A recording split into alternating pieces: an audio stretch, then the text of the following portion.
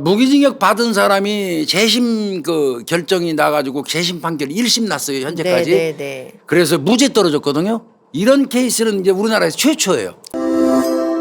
이거는 안 다루고 갈 수는 없을 것 같아서요. 그동안 이거를 좀 나올 때마다 조금씩 제가 준비는 했었어요. 네. 그래서 이제 결국 또 다루고 정리 좀 해볼 필요가 있다고 생각이 들어서 선정한 건데 김신혜 씨.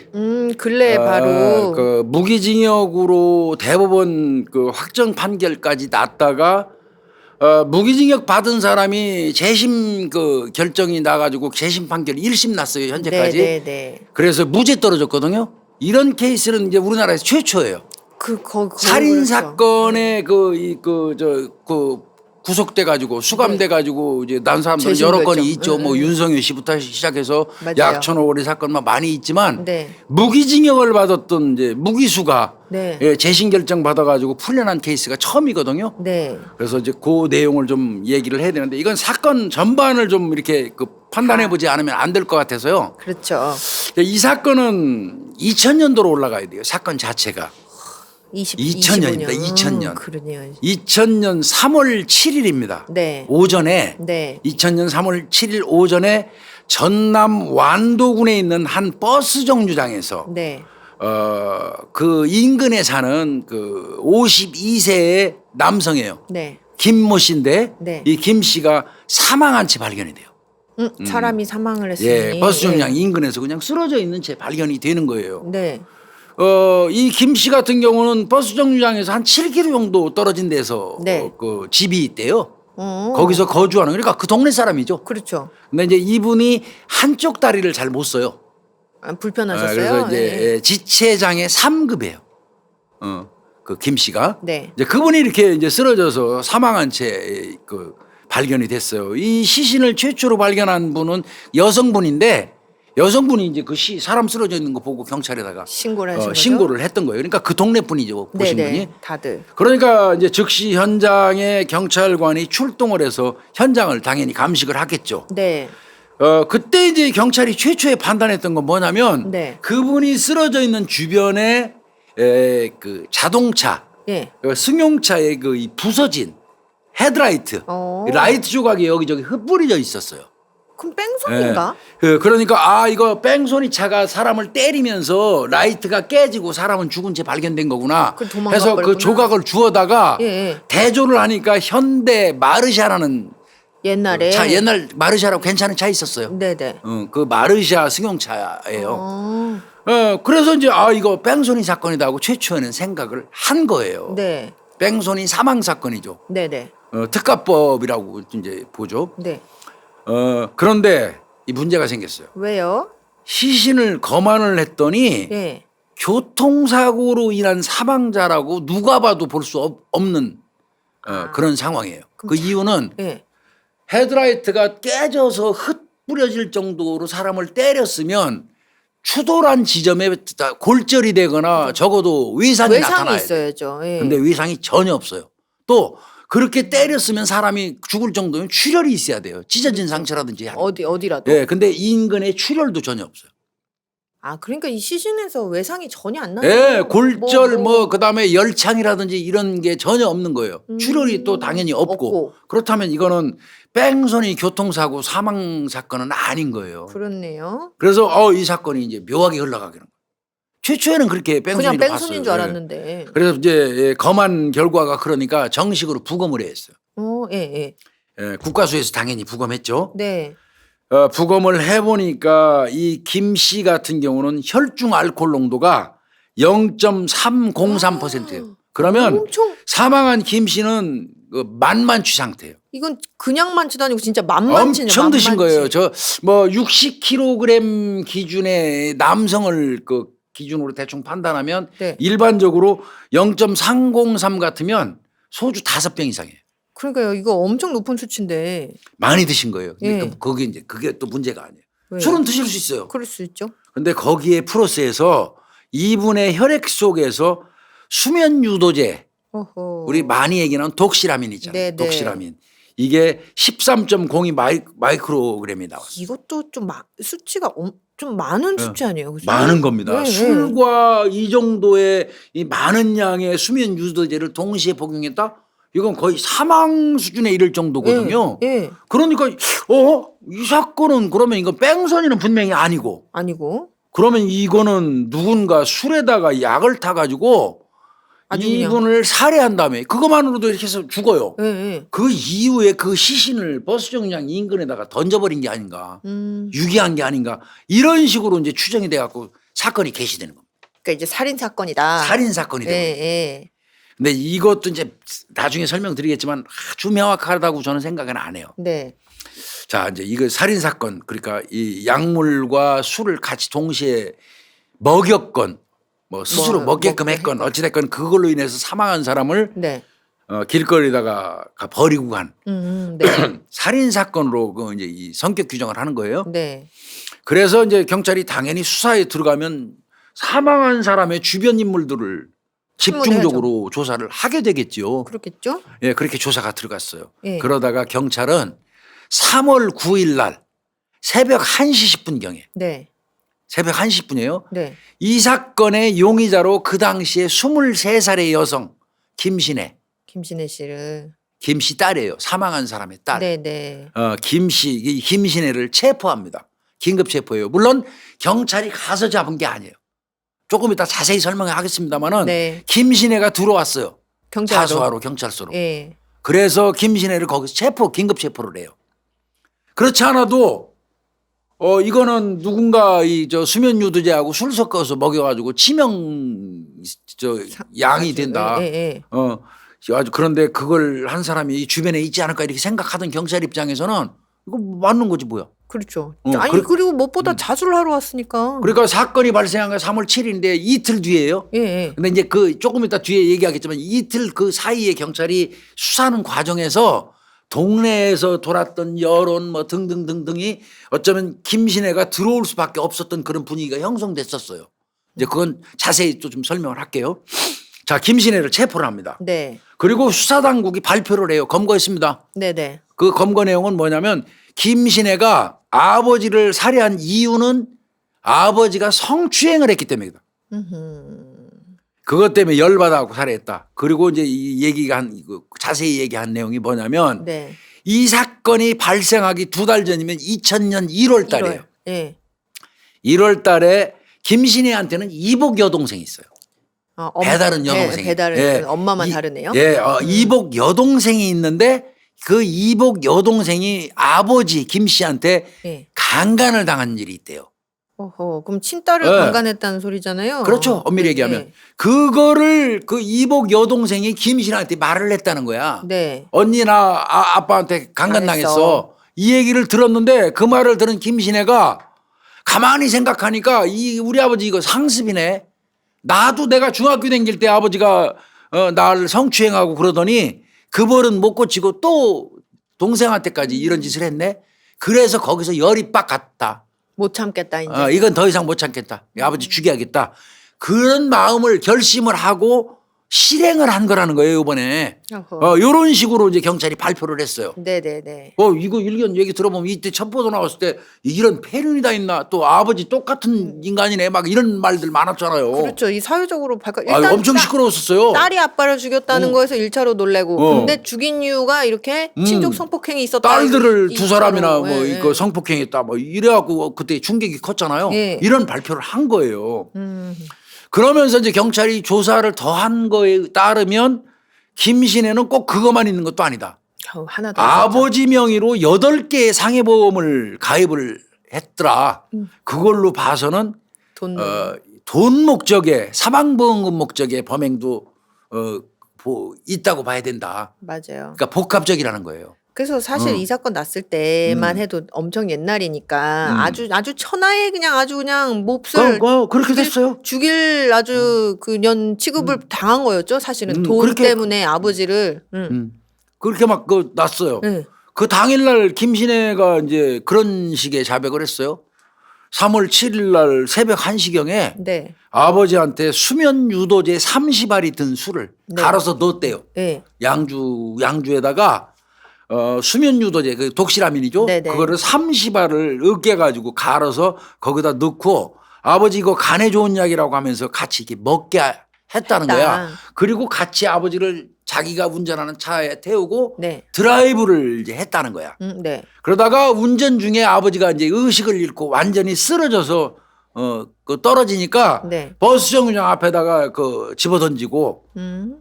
이제 사라졌어. 네. 그때 차가 댕기다가 쓰러져 있는 아버지를 깔아라. 그러면 교통사고가 될 거 아니냐. 네네. 이런 생각을 하고 교통사고로 위장하려고. 보험금 그래서 타려고. 그러려고 이렇게 범행했다. 네네. 요 내용은 일견 김신혜가 진술한 내용이기도 해요. 네네. 자백 내용이기도 해요. 네. 그거를 이제 여과 없이 경찰은 발표를 다 했어요.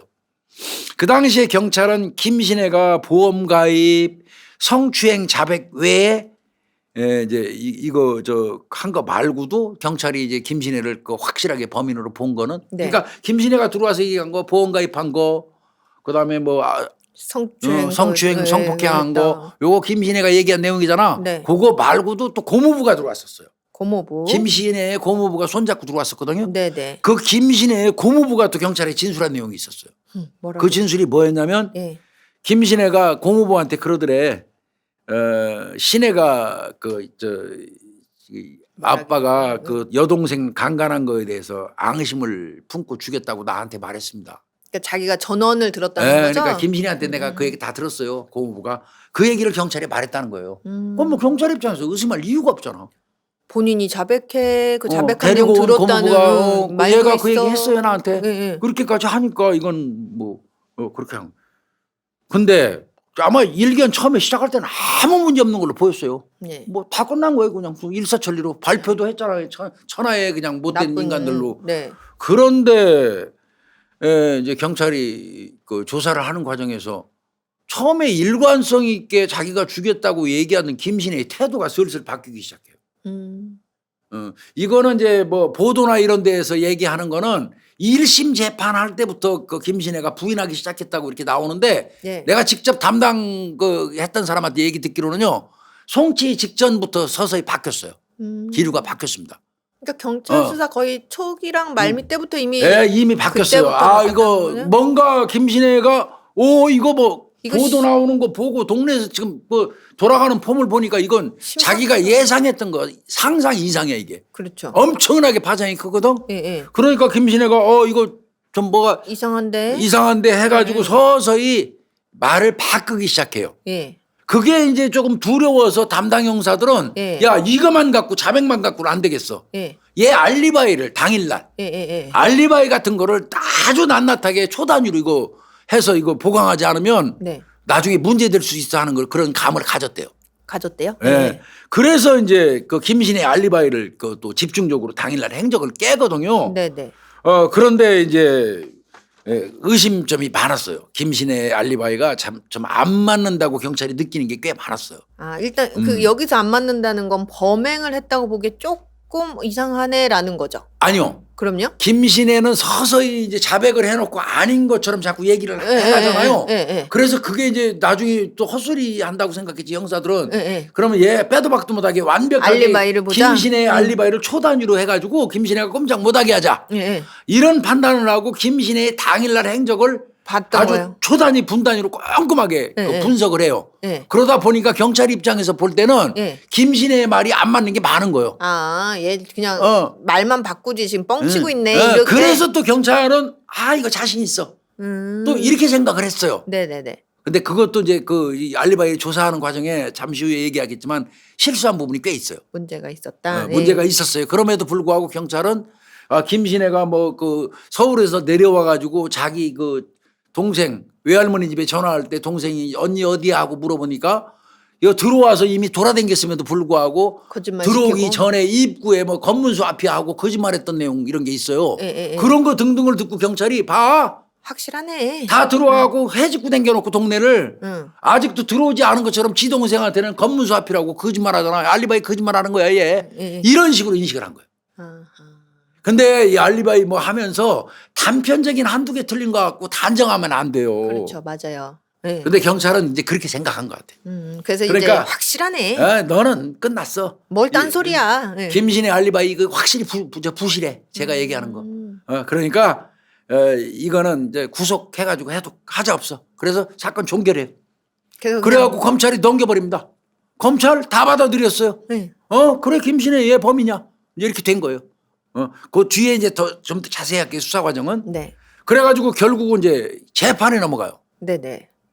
이 재판이 언제 열렸냐면 이 사건이 난 건 2000년 3월 7일이잖아요. 2000년 8월 30일 대체로 한 4, 5개월 걸리죠. 하죠. 네. 2000년 8월 31일 날 이제 1심이 열려요. 네. 광주지방법원 해남지원에서. 네. 이게 1심 재판이에요. 거기서 김신혜는 무기징역 받아요.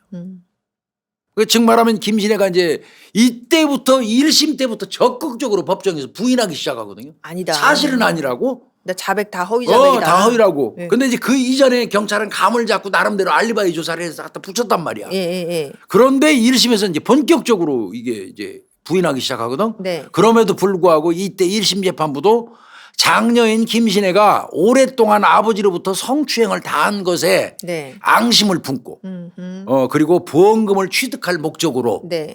아버지를 살해했다고 판단을 해요. 그러면서 1심에서 무기징역을 빵빵빵 때려요. 이때까지도 끝난 줄 알았어요. 그렇죠. 자, 2심이 갔어요. 예. 2심도 똑같이 무기징역 땅땅땅 떨어졌어요. 안 바뀌는 거예요. 안 바뀝니다. 3심은 2001년 3월 달에 열렸어요. 네. 그러니까 그 다음 해에 열렸죠. 역시 상고도 기각되면서 무기징역이 확정된 겁니다. 그러니까 사건 발생하고 그냥 딱 1년 만에 모든 게 다 김신혜는 끝나와 그냥, 버렸네. 대법원까지 확정 판결이 딱 난 거예요. 이제 이 사건은 끝난 걸로 그렇네요. 된 거예요. 결과적으로 논란이 꽤 있었지만 예. 그러고 이제 이 사건은 아이고 야 이런 일도 있었어 하고 끝났던 거예요. 그런데 예. 자 이게 다시 사건으로 이제 시작됩니다. 일단 이제 아까 그 알리바이 이제 경찰이 그러니까요. 했다는 알리바이 관련된 거를 경찰이 왜 알리바이가 김신혜가 부실하다고 했는지를 네네. 제가 좀 설명을 드릴게요. 네. 김신혜 알리바이는 경찰에서 볼 때는 알리바이 없다 저거 거짓말한다. 거짓말이다. 이렇게 봤지만은 김신혜는 있다고 그랬거든요. 네네. 근데 이제 요게 좀 이건 아쉽더라고 이 수사 과정에. 뭘까요? 김신혜가 서울에 살아요. 네네. 그래서 서울에서 내려와 가지고 범행이 있기까지의 그 김신혜의 행적을 토대로 해서 좀 볼 필요가 있어요. 그렇죠. 알리바이는 예. 사건 발생 일주일 전이 이제 3월 1일이에요. 네. 3월 1일 날 김신혜는 집에서 키우던 자기 강아지가 있는데 네. 요거를 이제 필요에 의해서 이 완도에 있는 할머니 집에다 좀 맡겨놓을 필요가 있었어요. 반려견을. 반려견을 네. 서울에서 키우다가 그래서 이제 애초에 어떤 계획을 하고 이제 왔냐면 남동생 하나 있어요. 네. 남동생하고 이제 강아지하고 하고 이제 김신혜가 차 있거든요. 네. 차를 가지고 와서 당일날 3월 1일 당일날 내려와서 동생하고 같이 네. 강아지하고 내려와서 할머니 집에 강아지 맡기고 그날 바로 서울로 갈 예정이었어요. 돌아갈. 그런 네네. 예정이었었어요. 그런데 딱 그 완도에 도착을 했더니 네. 이 19살짜리 남동생이 마음이 갑자기 변해버렸어요. 안 가.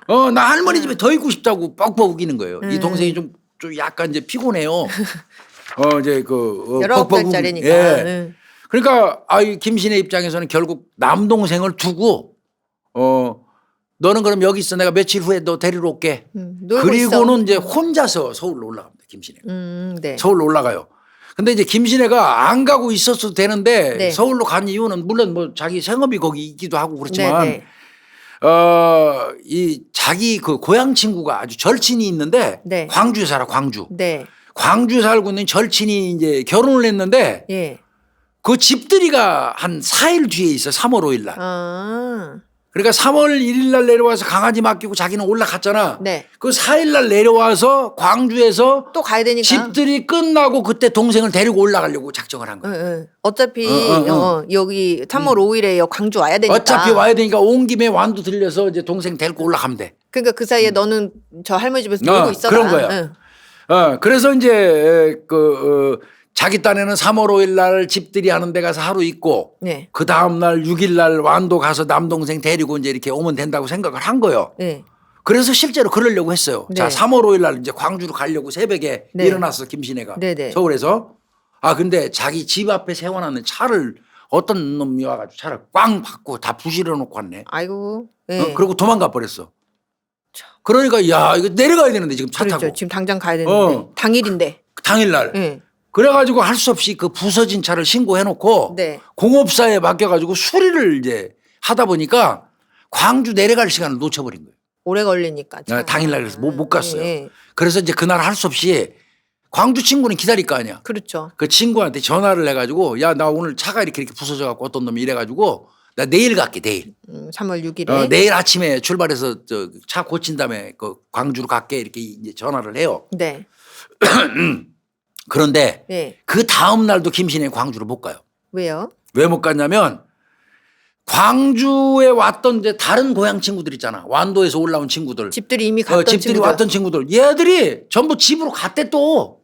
가버렸어요. 약속한 날짜가 지났잖아. 김신혜가 갈 날이. 그렇죠. 3월 5일 날 가기로 5일 했으니까 3월 5일 다 왔잖아 애들은. 네. 2명 더 있어요. 박 씨하고 뭐 김 씨하고 있어요. 네. 둘이 왔는데 김신혜가 못 온다고 그러니까 자기들 거기서 놀다가 에이 어쩔 수 없지 뭐 우리 간다고 가버린 거예요.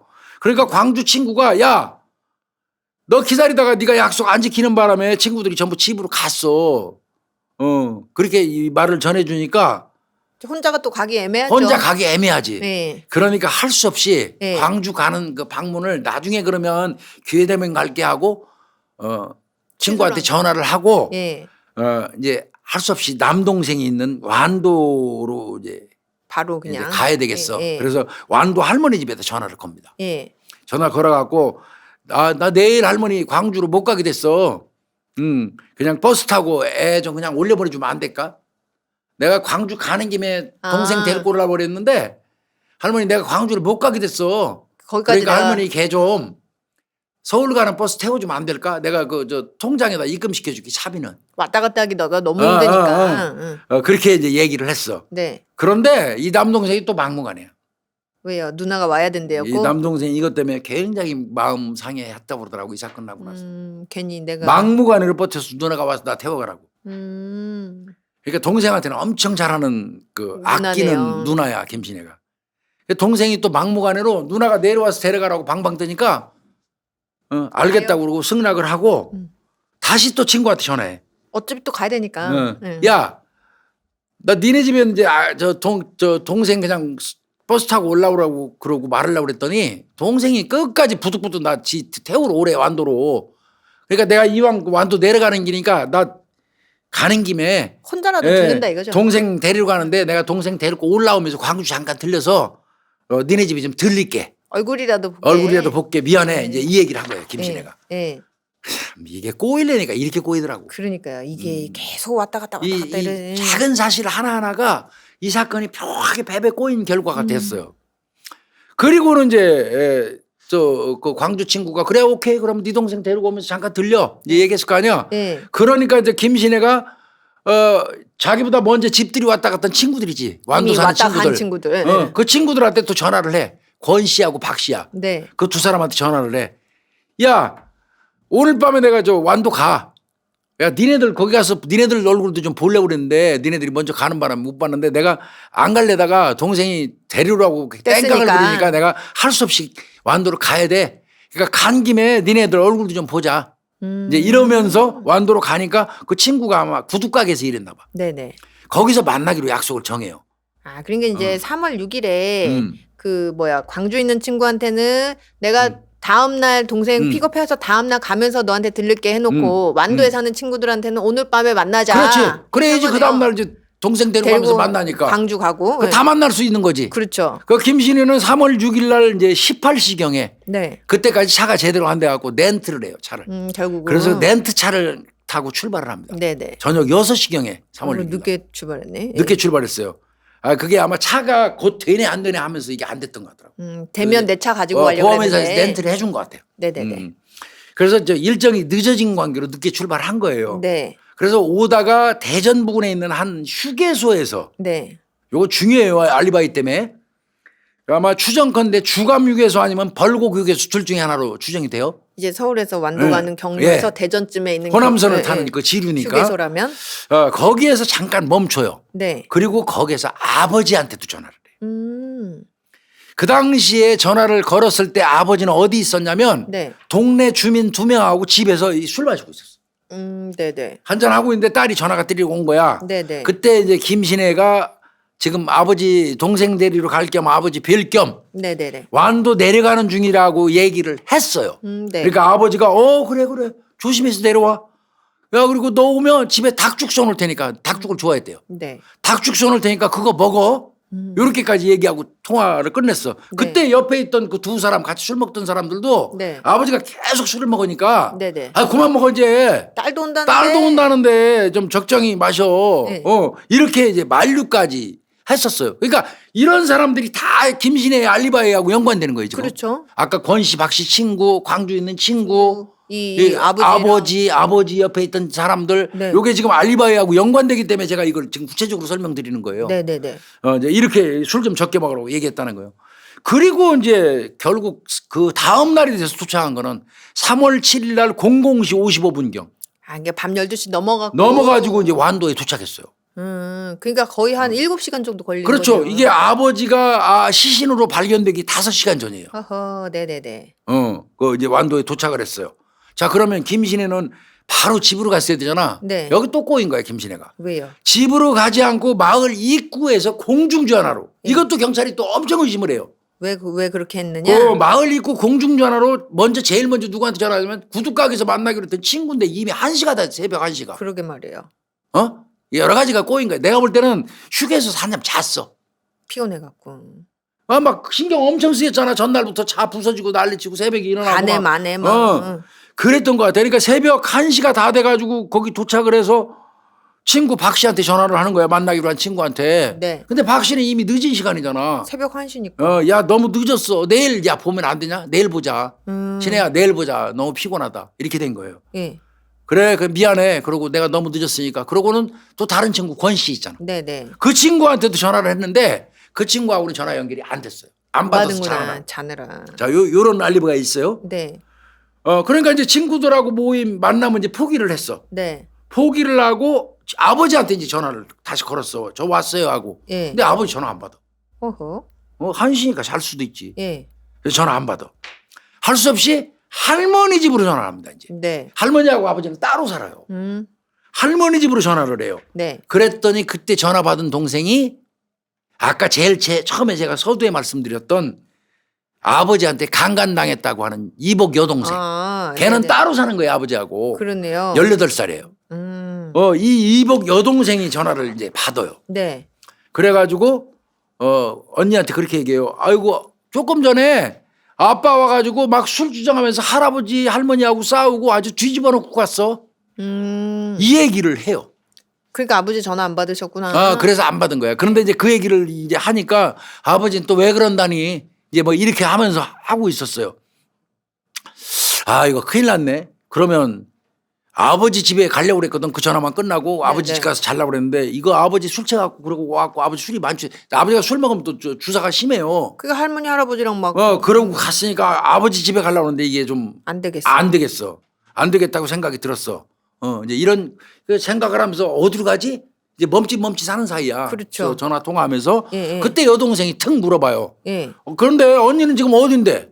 이렇게 물어본 거야. 예. 여기서 이 김신혜의 운명이 바뀌었을 수도 있어요. 왜요? 이 사건을 전체로 보면 김신혜가 얼떨결에 예. 검문소 앞이야라고 얘기를 해버렸어. 이 검문소가 어디? 검문소는 이 들어오기 전이에요. 이 마을 들어오기 전이. 아직 들어오기 전. 이게 어떻게 보면 이 사건의 서막입니다. 하하. 김신혜가 여기서부터 꼬이기 시작해요. 모든 게 알리바이를 예. 이거 하나 때문에 경찰이 아무것도 인정 안 해준 거예요. 안 믿어준 거예요. 이게 이미 거짓말. 들어와고 여기저기 친구들 다 해주고 다니면서 다 전화하고 해놓고 네네. 검문소 앞이라고 얘기했잖아. 그럼 경찰이 볼 때는 검문소 앞에 있었다는 얘기는 거짓말이잖아. 그렇죠. 그래서 이게 이 검문소 앞이라는 얼떨결에 언니 어디야 할 때 검문소 앞 이 말 한마디가 김신혜의 운명을 바꿔버린 겁니다. 경찰은 김신혜가 이미 완도에 왔으면서도 아버지를 죽이기 위해서 네. 검문소 앞이라고 거짓말한 걸로 판단한 거예요. 이게 이제 시간을 벌었다 벌었다 이거죠. 이거지. 멀찌감치 아직 들어오지도 아직 않았다. 들어오는데. 이거 시간 차이 나게 하려고 그리고 이미 완도 다 들어왔는데도 검문소 앞이라고 멀리라고. 거짓말했다는 거지. 그래서 경찰이 김신혜 알리바이를 인정 안 해준 거고. 네. 근데 문제는 지금 내가 얘기한 내용이 있잖아요. 술 좀 적게 친구. 드시오 뭐 등등등 그 주변 사람들 친구들. 예. 그 진술은 나중에 경찰이 확인했어요. 그러면 맞는 거거든 그게 알리바이가. 그렇죠. 맞아. 에이, 답답하더라고 이 사건 보면. 아니 근데 교수님 그러면 이 김신혜 씨는 왜 이렇게 검문소 앞이라고 거짓말을 그러니까 이게 자기는 네. 완도에 이미 들어왔는데 지가 친구부터 만나려고 한 게 좀 미안했어. 집으로 막바로 가지 않고 그게 좀 미안해서 할머니가 또 섭섭해 할까봐 왜 이복여 동생이 할머니한테 얘기할 거 아니야. 언니인데 언니 지금 검문소 앞이래. 뭐 이러면 늦게 들어가도 되잖아. 그렇죠. 아직 다 갈 시간이 갈 시간이 있으니까. 그런데 이미 들어와 놓고 친구들 만나려고 그러다가 뒤늦게 이제 할머니 집에 오는 게 섭섭해 할까봐 네네. 순간적으로 거짓말을 했다는 게 김신혜의 이야기예요. 어. 근데 이제 경찰이 이 권 씨하고 박 씨 친구들한테 공중전화로 전화 받은 거를 네. 제대로만 체킹했어도 그렇죠. 맞아. 이게 맞는데. 예. 근데 검문소 앞이라고 거짓말한 거 왜 그 시간대 검문소 앞이 아니었거든. 그래서 김신혜가 꼬이기 시작한 거예요. 인생이 꼬인 거죠 어떻게 보면. 이렇게 된 거예요. 자 네. 이제 그래서 이 알리바이 관련된 건 제가 대충 설명드렸어요. 네네. 그러니까 김신혜가 알리바이라고 얘기를 한 거를 경찰이 인정 안 해주고 검찰도 인정 안 하고 결국은 유죄 다 받아버린 거잖아. 근데 이 김신혜 씨는 이렇게 얘기했다는 거잖아요. 그렇죠. 그러고 이게 제대로 확인이 안 된 거예요. 잘못된 거예요. 예. 이제 이 사건은 아까도 내가 말씀드린 것처럼 이제 알려진 거하고는 좀 달라요. 뭐 네. 이 공식적인 거는 뭐 1심 재판할 때부터 법정에서부터 부인하기 시작했다 얘기하지만 체포 이후부터 이 변화가 감지됐었고요. 나름대로 경찰은 이제 알리바이 뭐 이런 거 등등해서 조사를 했는데 알리바이 조사를 좀 부실한 감이 솔직히 있어요. 객관적으로 볼 때. 그리고 이제 뭐 더 나아가서 그 1심 재판하면서부터는 김신혜 측에서 어떤 얘기까지 나오냐면 네. 경찰이 포갑이 있었다. 예. 뭐 그리고 이제 궁극적으로는 자백을 강요받았다. 이건 상당히 심각한 부분이에요. 그렇죠. 사실은 이게 재심 사유거든요. 엄밀히 얘기하면. 그렇죠. 지금 늘 결과적으로 보면 교수님 여태까지 있던 그 재심 사건들이 다 이렇게 그 자백을 너무 강요했다. 그러니까. 이런 사유가 많았잖아요. 그 과정에서 이제 수사 절차를 어긴다거나 어떤 그 경찰의 독직 폭행 네네. 그 광의의 개념 속에 네네. 이제 이런 게 포함돼 가지고 문제가 되는 건데 이제 이런 게 있었어요. 네. 그 당시에 이제 사건 당시에 자백을 했지만 수사하고 재판이 진행되면서 이제 김신혜가 얘기하는 거는 네. 이거예요 결국은. 그러면 네가 왜 네 발로 들어와서 자수했어? 안 죽였는데 아버지를. 법원이건 검찰이건 경찰이건 그거 따질 거 아니에요. 그렇죠. 그때 이제 그 김신혜가 뭐라고 그랬냐면 동생이 아버지를 죽인 것 같다는 고모부의 말에 고모부의 말에 예. 자신이 동생을 대신해서 감옥에 가겠다고 얘기했을 뿐 내가 아버지를 직접 죽였다고 말한 적은 없다는 거예요. 고모부가 여기 지금 동생이 지금 뭐가 연루된 것 같아라는 말에 그럼 내가 걔 대신 네. 감옥 내가 가야 되겠네. 라는 그런 말만 얘기를 한 거지 내가 아버지 죽였어요고 말한 게 아니라는 거예요. 이런 얘기예요. 예. 저 이제 구체적으로 보면 3월 8일 날 그러니까 사건이 나고 한 이틀 정도 있어서죠. 예. 3월 7일에 나고 3월 7일 그 다음 날이죠. 그 다음 날. 예. 3월 8일 날 23시 20분경 밤에 밤 11시 20분경에 고모부가 김신혜 자신을 부르더래요. 그러니까 교수님 요때가 그 김신혜 씨가 경찰서 찾아가기 한 2시간 그렇죠. 전 요럴 때네요. 맞습니다. 예. 부르더니 남동생이 그 아버지를 죽인 것 같은데 네 동생이 그 네 아빠 죽인 것 같은데 예. 네가 자백 안 하면 네 동생이 큰일 난다고 겁을 줬다는 거야. 그래서 내 의지하고는 관계없이 경찰에 자진해서 가게 된 거다. 이런 얘기했어요. 근데 이 얘기를 할 때만 해도 경찰은 이거 콧방귀도 안 꼈어요. 변명이라고 생각했겠죠. 말도 안 되는 소리지. 더 아버지를 죽였고 더다가 사람을 죽였는데 예. 죄 안 진 사람이 아무리 그렇다고 그래서 지가 죽였다고 얘기할 리가 있겠냐. 일반적인 그렇죠. 어떤 일반적 기준에서 관념이죠. 보면 예. 말도 안 된다고 생각을 했던 것 같아요. 그다음에 이제 경찰은 이 자진 출두하고 자백 이외에도 아까 얘기한 것처럼 어디에 이제 확신을 확 가져버리냐면 네. 보험이에요, 보험. 아까 그 얘기했던 8개. 8개. 예. 이 보험금 수령 목적의 8개 보험. 요거를 이제 경찰은 확신을 확 가졌는데 예. 근데 이것도 조금 자세히 알아봤어야 될 필요가 있었어요. 왜요? 돌이켜보면. 예. 8개 보험 중에 3개는 이미 해지 상태였어요. 아, 그러면은 그럼 실제로는 5개인 거예요. 예. 그렇게 따지면. 그다음에 이제 이 보험을 들으면서 김신혜가 네. 아버지가 상급 다리 장애 지체장애. 있다고 지체장애 있다고 그랬잖아요. 그거를 기재를 안 하고 보험 들었어요. 아. 그거는 보험회사에서 나중에 그 체크해가지고 지금 안 나가요 거부사유. 섣불리. 어떤 면에서 보면 보험과 관련된 거에서 김신혜는 많이 알거든요. 왜요? 그쪽 종사하니까. 그쪽이라서. 그러니까 그걸 아는 김신혜가 그게 그럴 리가 있을까 이제 이런 것도 생각해봤어야 되는데 경찰은 일단은 본인이 자수했고, 네네. 뭐 이런 내용 등등 그다음 검문소 앞이라고 그 알리바이 시간 속이고 거짓말했고. 뭐 또 보험 딱 나오고 아이고 이거 볼 것도 없어 이렇게 예단을 가진 것 같습니다. 이게 늘 이게 이제 자백을 번복했을 때의 문제가 꼭 그런 것 같아요. 이제 이게 이 조사자의 어떤 예단적인 그러니까, 그 행위가 있었는가가 늘 문제가 되는 게 그건 것 같아요. 뭐 나중에 뭐 김신혜도 보험 그 한 3개 그 해지된 거 이런 거 경찰도 다 알고 있으면서도 끝까지 밀어붙였다고 또 얘기도 해요 김신혜가. 네네. 네. 그다음에 이제 내가 생각할 때 제일 중요한 거예요. 제일 중요한 거. 뭐가 있을까요? 그러면 살인이라면 네네. 술에다가 독시라민을 타서 죽였다면 그게 나와야죠. 이거야말로 수면 유도제하고 양주를 어디서 구입했는지 어떻게 구했는지가 나와야 돼. 출처가. 그게 아주 중요하죠. 최고로 중요한 거예요. 이거 범행 도구가. 예를 들면 칼로 찔러 죽였다면 범구가 나와야 나와야죠. 되는 거랑 그런 똑같은 거예요. 거죠. 집에 쓰는 부엌칼이라든지 네. 뭐 슈퍼에서 샀다든지 샀다든지. 이게 나와야 되는데 이거를 경찰이 확보를 못했어요. 아, 이게 검증이 안 됐구나. 범행 도구인 수면 유도제하고 양주를 예. 남은 것도 찾지 못했고 어디서 구입했는지 등등도 밝히지 못했어요. 김신혜가 또 수면제 그러면 이제 처음에 자백할 때는 그런 수면제도 갈아서 넣었다며 알약을 넣으면 안 보이니까요. 먹지. 예, 그럼요. 그러니까 갈아 넣었다고 그랬거든. 예, 예. 그러면 가를 때 사용했다고 진술한 게 있어요. 김신혜가 최초에. 뭘로 갈았대요? 자백할 때. 밥그릇에다가 갈아가지고 네. 그거 넣고 그다음에 행주를 싹 닦아냈다고 그랬거든. 어. 그러면 적어도 밥그릇하고 행주에서. 닦아낸 행주에서 수면제 성분을 검출해야지. 그렇죠. 그거 검출 못했어요 경찰이. 경찰은 물론 뭐 어디가 꽁꽁 숨겨하고 말 안 했으니까 못 찾았습니다 하고 얘기할 수 있을지 모르지만 네네네. 그건 택도 없는 소리예요. 어. 이거는 내가 볼 때 아주 중요한 어떤 오류일 수 있어요. 중요한 거는 이 독시라민 13.02 마이크로그램이잖아요. 네네.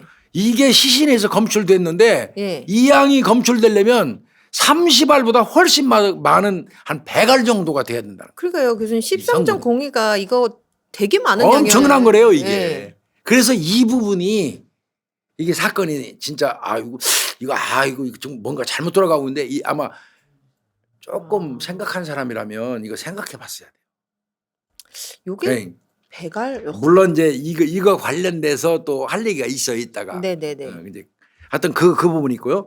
그리고 가장 큰 문제는 예. 이게 결정적인 재심 사유라고 저는 생각이 드는데 네. 영장 없이 김신혜의 집을 압수수색했다는 거예요. 위법한 방식으로. 이거는 절차상 명백한 하자입니다. 하자죠. 정말 중요한 사건을 무슨 사건이든 마찬가지지만 그렇죠. 정말 중요한 사건을 다룰 때는 절차는 손톱만치도 위배되면 안 돼요. 이 절차상. 근데 어떻게 남의 집을 압수수색하면서 압수수색 영장을 발부를 안 받아. 그러면 수색영장 없이 그냥 막 뒤졌다는 소리네요. 그러니까 이건 절차상 그 명백한 하자예요. 이 부분은 경찰이 입이 100개, 1000개, 만개로도 할 말 없어요. 이건 재심 사유예요. 이건 뭐 명백한 재심. 예, 예. 그 다음에 이제 물론 김신혜가 거기 프로스에서 폭행당했다고 주장한 거 있잖아. 네. 요건 입증이 안 됐어. 그렇게 했다는 것을 경찰은 아니라고 그러고 그건 어떻게 본 사람이 있는 것도 아니고 녹화된 게 아니니까. 네네. 그럼에도 불구하고 이제 그런 주장이 있었고. 그 다음에 이제 또 수사 과정에서 압수수색 검증영장이 있어야지 현장 검증하는 거예요. 네네. 현장 검증을 해야 되는데 이거 피의자가 거부하면 못해요. 못하죠. 강제로. 동의 받아야죠. 예. 그런데 그거 없이 한 거예요. 그거 없이. 동의도 없이 그냥 동의도 압수수색 없이. 검증영장 한 거예요. 그리고 이제 아까 말씀드린 압수수색 검증영장 없이 압수를 했는데 문제는 압수영장 조서에 예. 실제로 압수하러 간 사람은 한 사람인데 네. 서명 날인에 안 간 사람 이름을 직급하고 그 경찰관 이름을 쓰고 도장을 찍은 거예요. 그게 뭐가 되냐면 허위 공문서 작성죄가 됩니다. 그렇네요. 그게 심각해져 버린 거예요. 이거 사실은. 사건이 되고 문제가 되니까 이게 이제 재심 사유로 어떻게 보면 드러난 거죠, 드러났네요. 이게. 그래서 구체적인 경찰의 부당한 수사 이거하고 관련돼 가지고 김신혜가 진술한 내용은 경찰이 이미 작성 중인 그 된 종이에다가 다 갖다 들이대놓고 다 써놓고 도장 찍어 씨.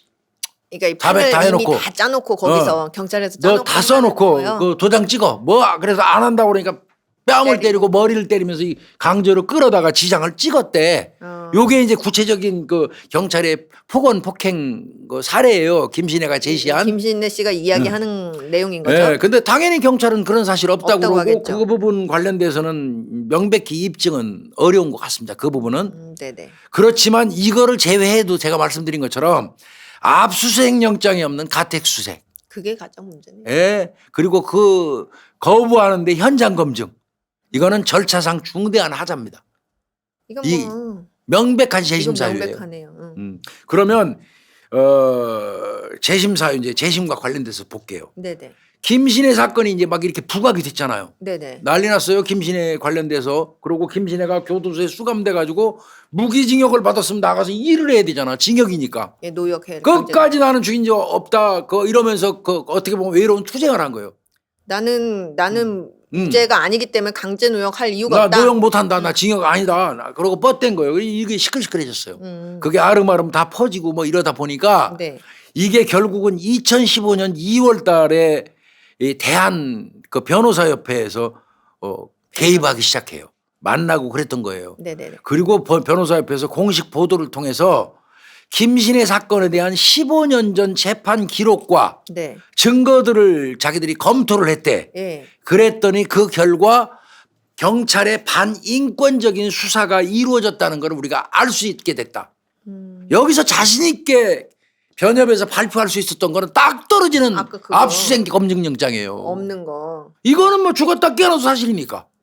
그렇죠. 빌미를 제대로 준 거죠. 막뭐 속된 말로. 그렇죠. 빌미라고 얘기하면 안 되겠지. 있는 사실 그대로를 발견이 된 거지. 잘못된 거를. 그렇죠. 그렇죠. 그렇게 해서 이제 변협에서 재심 청구 소송하기로 결정을 하고 네. 그 당시에 대한변협은 협회장이 위철한 씨인데 네. 위철한 변호사인데 2015년 1월 27일 날 이제 재심하기로 결정을 해요. 네. 그리고 1월 28일 날 그 다음 날 광주지방법원에다가 청구합니다. 바로 재심 청구 소송을 제기해요. 재심 신청을 이제 넣은 거죠. 예. 이때 수사 경찰의 반인권적인 수사가 직무상 범죄에 해당되고 여기가 제가 뭐 1번에 이거부터 나오잖아. 그 당시에 재판 과정에서 채택된 증거들이 현재 판례에 따르면은 위법 수집 증거에 해당되기 때문에 폐재돼야지. 증거물 수일 수 없다. 그 절차를 어겨서 수집된 증거는 위법 증거라 지금 판례 못 쓰는 거죠. 못 쓰는 거예요. 그걸로 유죄받으면 무죄예요. 그렇죠. 그걸로 쓰일 수 없다면서 우리는 재심을 청구하기로 했다. 그러니까 발표해버린 사실은 거예요. 이 위법 수집 증거 같은 경우는 이 증거 내용이 명백하게 저 사람이 유죄를 입증해 주는 것이라고 하더라도 절차상 하자가 있으면 인정 안 해줘. 그거를 수집하는 방법에 위법이 있었다 이렇게 하면 이건 못 쓰는 거예요. 증거로 못 쓰는 겁니다. 이게 여기 딱 걸려드는 거예요. 그렇게 된 거죠. 그렇게 재심을 청구하고 2015년 11월 18일 날 네네. 광주지방법원에서 재심 결정해요. 이건 재심 결정을 받기도 힘든 거예요. 그렇죠. 원래. 재심은요. 재심에서 승소하는 건 둘째치고 재심으로 시작되는 것 자체 재심 결정 자체도 이게 하늘의 별따기예요. 그러니까 재심을 열겠다라고 허용해 주는 것 자체가 하늘의 별따기예요. 맞아요. 그런데 이게 더더군다나 무기징역을 살고 있는 김신혜에 대해서 2015년 11월 18일 날 광주지방법원에서 재심을 결정을 합니다. 이게 우리나라 역사상 복역 중인 무기수에 대한 재심 무기수에 대한 최초의 재심 결정이에요. 이게 다른 거 다 떠나서 영장 이런 건 너무 명백해가지고 그러면 이게 난 것 같아요. 빼도 박도 못하는 거. 이건 재심 결정을 안 할 수가 없어요. 없죠. 네. 당연히 검찰은 항고하죠. 네. 그렇지만 그 2017년 2월 11일 날 한 올해도 걸렸어요. 한 2년 가까이 있다가 그러네요. 네. 광주 고등법원에서 항소 기각합니다. 항고 기각. 기각했죠. 항고죠. 이건 상고 항고니까 네. 항고 기각하고요. 2018년 9월 28일 네네. 대법원에서 재심 개시 관련돼서 최종 확정을 해줘요. 그게 대법원 2018년에 2부 박상옥 재판관이 맞아. 재심에 재심해. 하고 뭐 결정을 내린 거예요. 그래서 재심 공판은 이제 1심 재판을 맡았던 광주지방법원 해남지원이 맡게 되는 거죠. 네네. 이때부터 이제 본안으로 들어간 거야. 이제 어떻게 보면 다퉈봐야 돼. 예심 끝났고 이제 본안 들어간 거예요. 네. 무기징역 그러니까 존속 사례로 무기징역을 받은 김신혜는 징역 18년 만에 네. 이제 이른바 얘기하는 다시 재판을 받는 그렇죠. 그런 결과가 이제 온 거예요. 이제 자. 여기서 유무죄를 다시 예. 따져야 되겠네요. 자, 그러면 이제 지금까지 막 이제 지역적으로 이렇게 오다 보니까 헷갈리실 수 있어서 네. 내가 이 타임라인을 이 사건의 타임라인을 좀 정하면서 얘기를 할게요. 네. 2000년 3월 7일 날 시신이 발견됐어요. 아버지 시신. 예. 그리고 2000년 3월 9일 날 김신혜가 긴급 체포됐어요.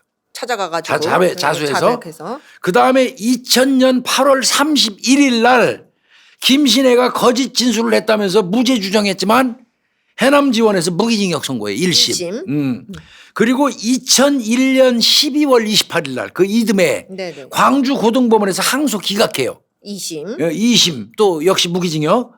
그리고 2001년 3월 2002년이 되겠지. 네네. 3월 23일 날 대법원 상고 기각. 그러니까 3심 다. 확정. 그러니까 이제 확정. 무기징역 확정. 그리고 2015년 1월 달에 대한변협에서 재심 청구. 10몇 년 만에. 오, 그죠? 엄청 오래된 네. 거죠. 10몇 년 만에. 15년 만이죠. 15년 네, 만. 그렇죠 거의. 그리고 2017년 11월 18일 날 올해도 걸렸어요. 해남지원에서 재심 개시 결정을 해요. 네네.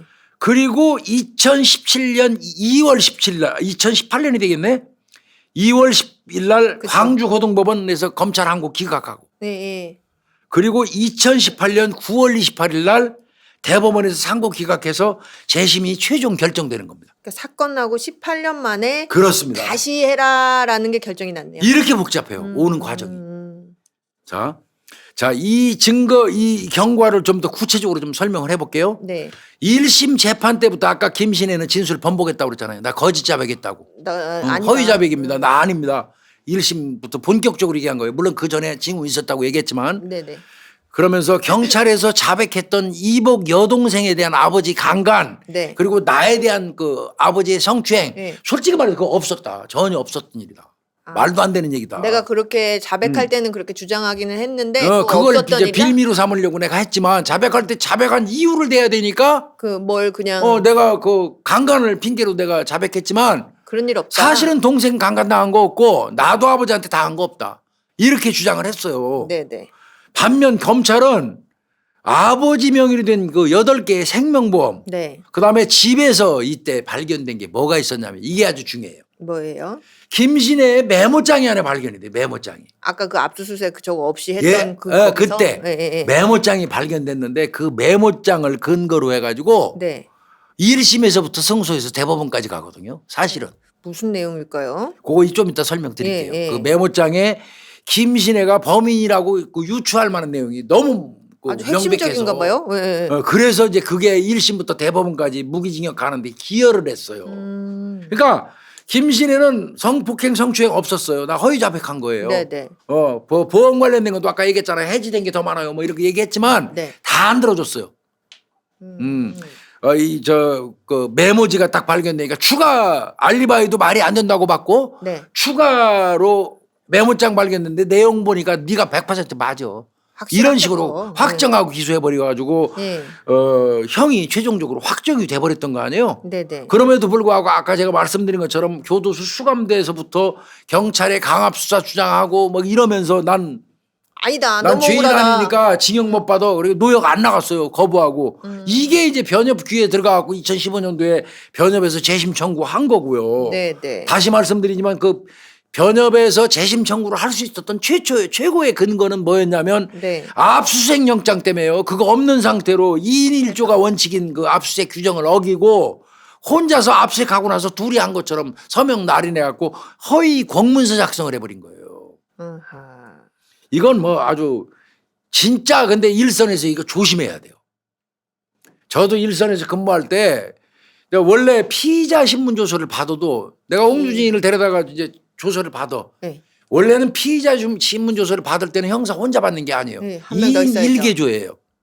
한 사람이 참여인이 있어야 돼요. 맞아요. 사법경찰관 김복준 옆에 사법경찰관리 누구. 김계동이가 앉아서 둘이 같이 해야 돼요. 왜? 피의자의 인권과도 연결이 되기 때문에 그래요. 맞아요. 상호 견제하라고. 예, 예. 그런데 대체로 나 혼자 받고 난 다음에 조사 다 끝난 다음에 그 맨 마지막 서류에 이제 그 조사 작성한 사람 이름 쓸 때 옆에 앉아 있는 동료 이거 내용 듣지도 않은 사람 이름을 써요. 직급 이름 쓰고 개토장은 여기 통에 있으니까 찍어 그냥. 그래서 2패자로 옆에 동료를 쓰는데 이거 무지하게 조심해야 돼요. 그렇죠. 이거 엄밀히 얘기하면 2패 안 했는데 2패했다고 도장 찍으면 그 자체가 허위공문서 작성죄예요. 그렇죠. 공무원이 허위공문서 작성죄를 범하면 징역감이에요. 징역감. 그렇죠. 근데 일선에서 이게 그냥 많이. 제가 최초에 경찰 들어갔을 때 비일비재했던 일이에요. 그냥 약간 관행처럼 그냥. 관행처럼. 정말 조심해야 돼요. 그러니까 어떤 면에서 보면 경찰서 경제팀 같은 데에서 지가 당직하는 날 혼자 당직을 하는데 네. 당직하는 동안에 이제 밀렸던 사건 한다고 피의자 불러요. 네네. 피고소인 불러가고 앉혀놓고 피의자 신문조서 받는데 둘이서 속닥거리면서 받아요. 그리고 그러면 그 피의자 신문조서는 그 도장이 둘 들어가야 되는데 하나 빠지면 누구 거 붙이겠어. 아무나 동료 거 그냥. 갖다 찍는 거예요. 옆에 있는 거. 그거 진짜 경계해야 돼요. 시비 걸으려고 하면 그거 큰 문제 될 수 있어요. 그렇죠. 우리 직원들 이거 진짜 명심해야 됩니다. 당직 근무하는 날 두 사람 없으면 하지 말아요. 조사 안 받는 게 낫습니다. 그 죽는 지름길이에요. 이게 그 꼴이 난 거예요. 그 꼴이. 자, 또 현장 검증 거부에는 네. 이건 안 되는 거예요. 거부하는 사람은 강제로 끌고 다니면서 재현시키는 거 그거 그 불법이에요. 그렇죠. 어떻게 보면 그게 가혹행위야.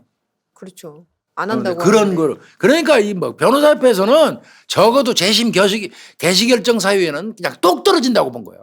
되겠다. 이거. 그렇게 본 거예요. 2015년 11월 18일 날 해남 지원 이제 네. 그게 형사 1부 최창훈 지원장이에요. 그때 네. 이제 그때 이제 재심이 시작되니까 김신혜가 이제 교도소에서 와가지고 묶여서 왔어요. 네네. 2시간 동안 무죄를 호소했어요. 재심 그 첫 번째 이제 네, 첫 번째 기일에. 공원에서. 광주지방법원 해남지원은 경찰관의 직무하고 관련된 범죄가 인정된다 라고 봤네요. 하면서 허위공문서 작성 예, 아까 아까. 얘기한 거 그다음에 압수수색 영장 없었던 거 명백하니까 음. 이거를 범죄가 경찰관의 직무가 인정된다고 딱 결정을 내려버린 거예요. 즉 바꿔서 얘기하면 재심 개시 사유가 된다. 확실하다. 그거는. 확실하다 이렇게 본 거예요. 그때도 이제 검찰은 당연히 항소를 했죠. 네네. 검찰은 항소하면서 뭐라고 그러냐면 그래 설령 사법경찰관 등이 허위공문서 작성 등의 죄를 범한 사실이 인정된다고 하지만 네. 그게 실제로 김 씨의 범죄 사실을 증명하는 거하고는 무관하지 않냐.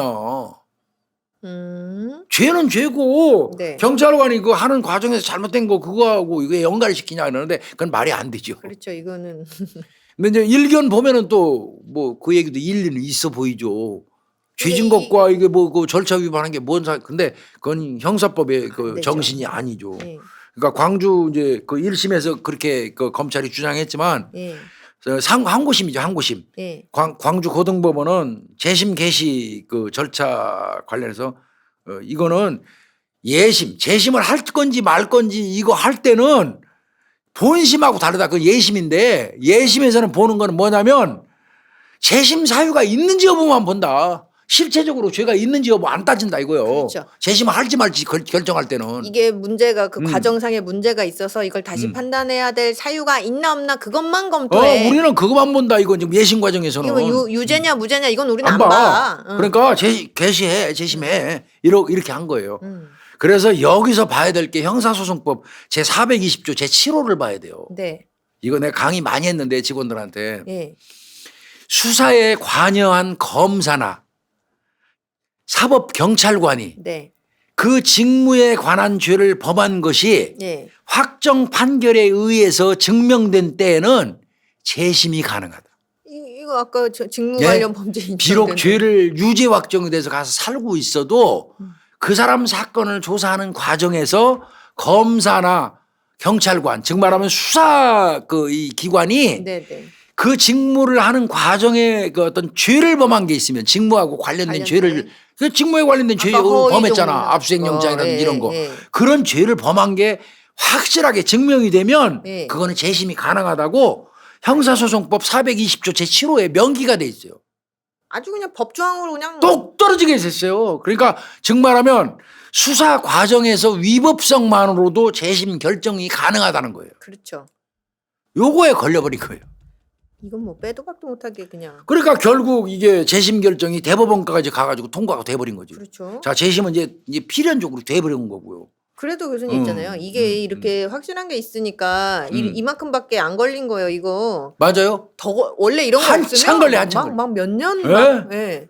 그렇게 해서 똑 떨어지게 이제 재심 개시 결정이 떨어진 거고 이제 남은 건 뭐냐면 이제 아버지 죽음과 관련해서 실체적 진실을 다투기 시작하는 거예요. 이제 누가 이제부터 죽였냐? 예, 예. 정말로 죽였어 안 죽였어? 김신혜 씨가 죄가 돼 안 돼? 맞아, 아니야. 죄가 돼 안 돼? 이거를 이제 따지는 게 이제 본심이야. 그렇죠. 그러니까 재심 개시 결정 전까지는 우리가 예심이라고 본다면 네. 재심 개시 결정이 대법원까지 가서 확정됐잖아. 이제- 이때부터 다루는 거는 이제 해남지원에서부터 다시 시작해요. 예. 이때부터 다루는 건 이제 본심이야. 그렇죠. 이때부터 김신혜가 아버지 죽였어 안 죽였어를 따지는 거예요. 그렇죠. 이제 그거 2차전 들어간 거죠. 네네. 이제 이때부터 정말로 유무죄 공방이 시작되는 겁니다. 그렇죠. 자, 그러면 이제 그게 재심 개시 결정이 딱 떨어지면 네. 김신혜는 지금 교도소 수감돼 있잖아. 그렇죠. 그러면 일반적으로 하면 석방시켜 놓고 재심 재판하는 게 맞잖아. 예, 예. 그런데 또 이게 웃기는 게 김신혜는 그게 안 됐어요. 그러니까 이게 사실은 이 사건 이렇게 했을 때 이제 이거 엄청 귀추가 주목됐었어요. 그러니까, 나와서 이거 수감돼 있다가 나와갖고 이거 재심 받을 수 있냐 다 그럴 줄 알았어 아니냐. 국민들이. 그렇게 우리가 다 예상을 했었었잖아요. 근데 이제 안 되면 뭐 이유가 있겠죠. 당연히 김신혜는 재심 결정이 떨어지면 이제 교도소에서 출소해가지고 죄가 되는지 안 되는지 이제 되는지를. 따지는 재판을 이제 본심을 할 거다. 맞아요. 이렇게 생각들을 다 하고 있었는데 안 됐습니다. 어허. 출감은 안 된다. 네네. 아버지 자기가 그 변호인들은 이제 재심 청구 단계에서 아버지 살해 여부, 네. 그다음에 아버지의 성추행이 있었는지 여부, 네. 그다음에 보험금 그 수령 목적 여부에 대해서 본다면 김신혜가 무죄다 이거 세 개가 아니다. 이러면서 내보내주고 이제 저 하자 이렇게 얘기했는데 네네. 법원은 이렇게 얘기했어요. 아니야.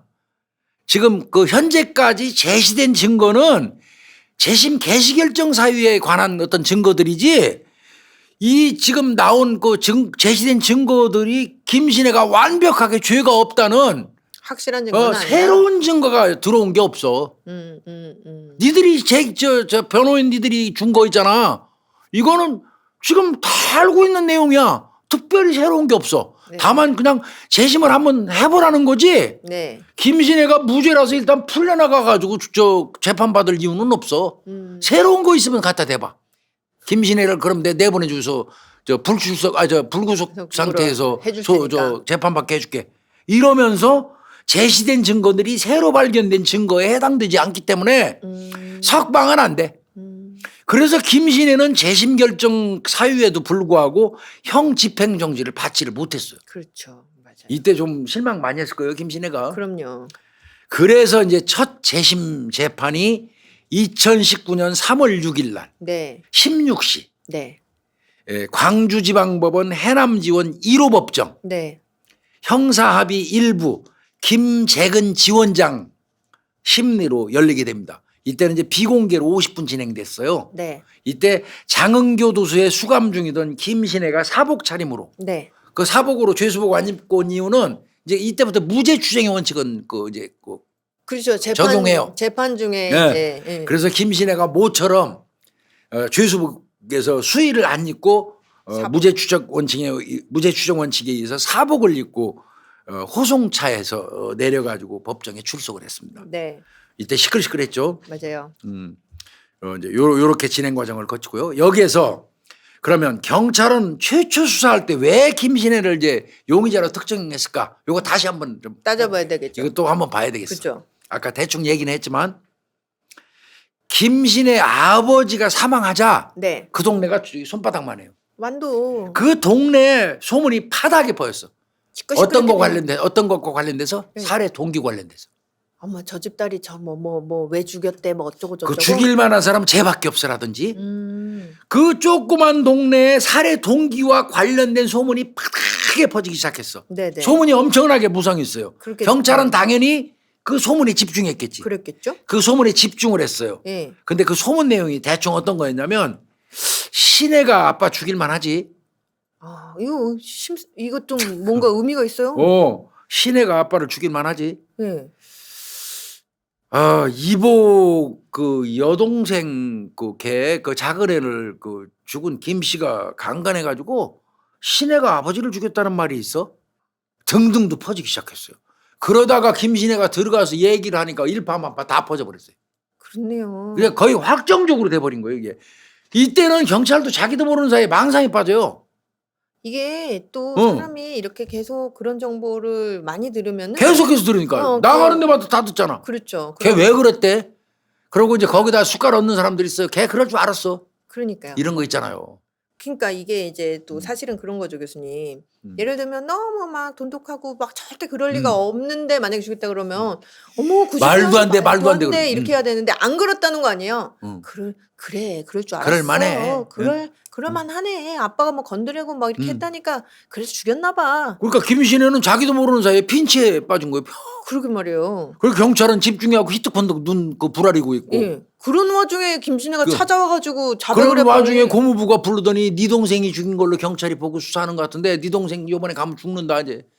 이제 빵에 가면 끝났다. 네 이제. 동생은 인생 끝났어. 쫑났어. 그러니까 이제 김신혜는 그렇게 얘기해요. 그래서 내가 나. 동생보다는 내가 가는 게 낫다고 생각했고 동기를 잘 되면 처벌을 적게 준다고 그래서 있지도 않은 성폭행 당한 걸로 모르고 자기가 허위 자백했다는 거야. 그런 얘기거든요. 네네. 이제 그런 건데 하여튼 이렇게 진행이 됐고요. 경찰은 또 거기에다가 보험 들은 거 요거 때문에 이제 돈 먹고. 더 확신 갖게 되고 그렇죠. 그리고 압수수색 영장 없는 압수영장으로 메모장을 발견했는데 그게 결정적인 사유가 돼버린 거예요. 아이고. 그때 2인 1조 규정을 어겼던 거고요. 압수수색 영장 없이. 네네네. 이때 살인계획서 메모라고 그래요. 이거를. 뭘까요? 살인계획서 메모를 증거물로 압수해가지고 이것도 경찰이 탁 쥐고 있다가 어느 정도 흔들다가 네. 시끌시끌할 때 다 결정타로 내놨어요. 나름대로는. 그랬는데 이게 뭐였냐면 네. 나 이것도 정말 김신혜가 연극 배우를 하면서 이 글을 썼대요. 연극 같은 데도 이제 아마 그 꿈이 있었나 봐요. 네. 지금 이제 보험 관련된 일을 하는데 네. 그 연극 배우를 이제 단역 같은 거 하면서 글을 정말하면 시나리오를 좀 썼나 봐. 희곡이지.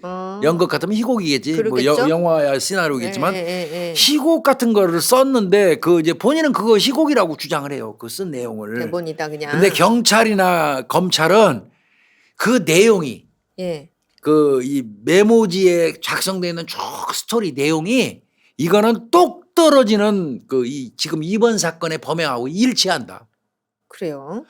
거기 보면 내용이 뭐였냐면 수면제 30알을 갈아서 양주에 섞어서 먹여서 살인하는 거 이게 나와. 자기는 그거를 희곡으로 대본으로 연극 대본으로 써서 집에서 보관하고 있던 건데 예. 그게 경찰이나 검찰이 압수해 가더니 이번 사건하고 똑같다고 이거는 살인 일지라고 이렇게 봐버린 거예요. 어허. 살인 계획서라고. 네네네. 그래서 검찰은 자신이 있었던 거고 그 김신혜는 아니라고 펄펄 뛰었죠. 근데 이제 이 경찰이 슬그머니 바꾼 게 있어. 뭔데요? 검찰이나 경찰이. 뭘? 처음에는 완벽하게 살인 계획서 맞다. 네. 그냥 내용이 완벽히 일치한다. 이 사건의 패턴이랑 딱 맞다. 그렇게 얘기했다가 조금 진행되면서 근접치에 가깝다. 근접한다 하는 식으로 근접한다. 바꿔요. 그거는 경찰이나 검찰이 조금 자신이 없다는 소리예요. 그렇죠. 내용이. 그래서 그렇죠. 조금 다를 수 있다는 의미이기도 합니다. 이제 그럼에도 불구하고 이렇게 자백, 그죠. 보험, 보험, 압수물, 메모. 일지 뭐 이런 게 순차적으로 확보가 되니까 검찰이나 경찰은 자신만만하게 탕탕 내뱉으면서 유죄까지 받았던 거란 말이야. 이게 교수님 우리 인간들이 누구나 그렇게 이제 발생됐을 때 편견이라는 게 있잖아요. 그렇지. 이게 이제 뭐냐면 결국은 우리가 내 생각이 어떤 방향성을 결정을 하면은 이 방향성에 부합하는 정보만 선별적으로 수집하고 맞아. 수용하고 맞아. 이거랑 반대되는 결과가 나왔을 때는 그걸 배척하려고 배척하고. 해요. 그게 심리야. 네, 이게 어쩔 수밖에 기관도 없어요. 그래, 기관도. 그렇죠. 수사기관도 그래. 결국 그렇게 된 거고요. 자, 그래서 경찰이 최초로 이거 김신혜를 적극적으로 용의자로 봤던 이유는 그거예요. 거기에 이제 플러스 하나 더 한다면 알리바이 이상하게 검문수학. 거짓말한 거. 그거고요. 자, 이제 그래서 경찰이 최초에 김신혜를 용의자로 특정해갖고 동네 풍문까지 들어서 의심 잔뜩 하고 이러고 있었어. 또, 그러고 들어와 버린 거고요. 그러네요. 그렇게 꼬인 거고요. 다시 재판으로 갈게요. 이 사건은 사건 넘버가 광주지방법원 해남지원 네. 2015 재고합 1이에요. 재심이니까. 재심제 네. 첫바답니다. 이게 재판부는 광주지방법원 해남지원이고요. 네네. 형사 1부 박현수 지원장이 맡았습니다. 네. 2023년 5월 24일 10시입니다. 네. 얼마 안 됐죠? 네. 자, 여기서 이제 피고인 측 주장이 나옵니다. 그 당시 아버지는 치통이 심해서 이빨이 많이 아파가지고 약을 계속 복용했다. 이 치통 요거를 때문에. 이때 주장합니다. 아버지가 이가 아파가지고 이 진통제를 계속 먹었다는 거야. 애초에 잠을 못 자니까 잠 자려고 먹기도 하고 아프니까. 요 얘기를 남동생의 진술을 기반으로 해갖고 재판정에서 재심 첫 번째 재판에서 주장을 해요. 그 얘기 뭐겠어요? 이렇게 약이 나온 게 아버지 사망한 그 약 어쩌면 아버지가 본인이- 치통 때문에 먹었을 수도 있다 이 얘기일 수도 있어요. 그렇네요.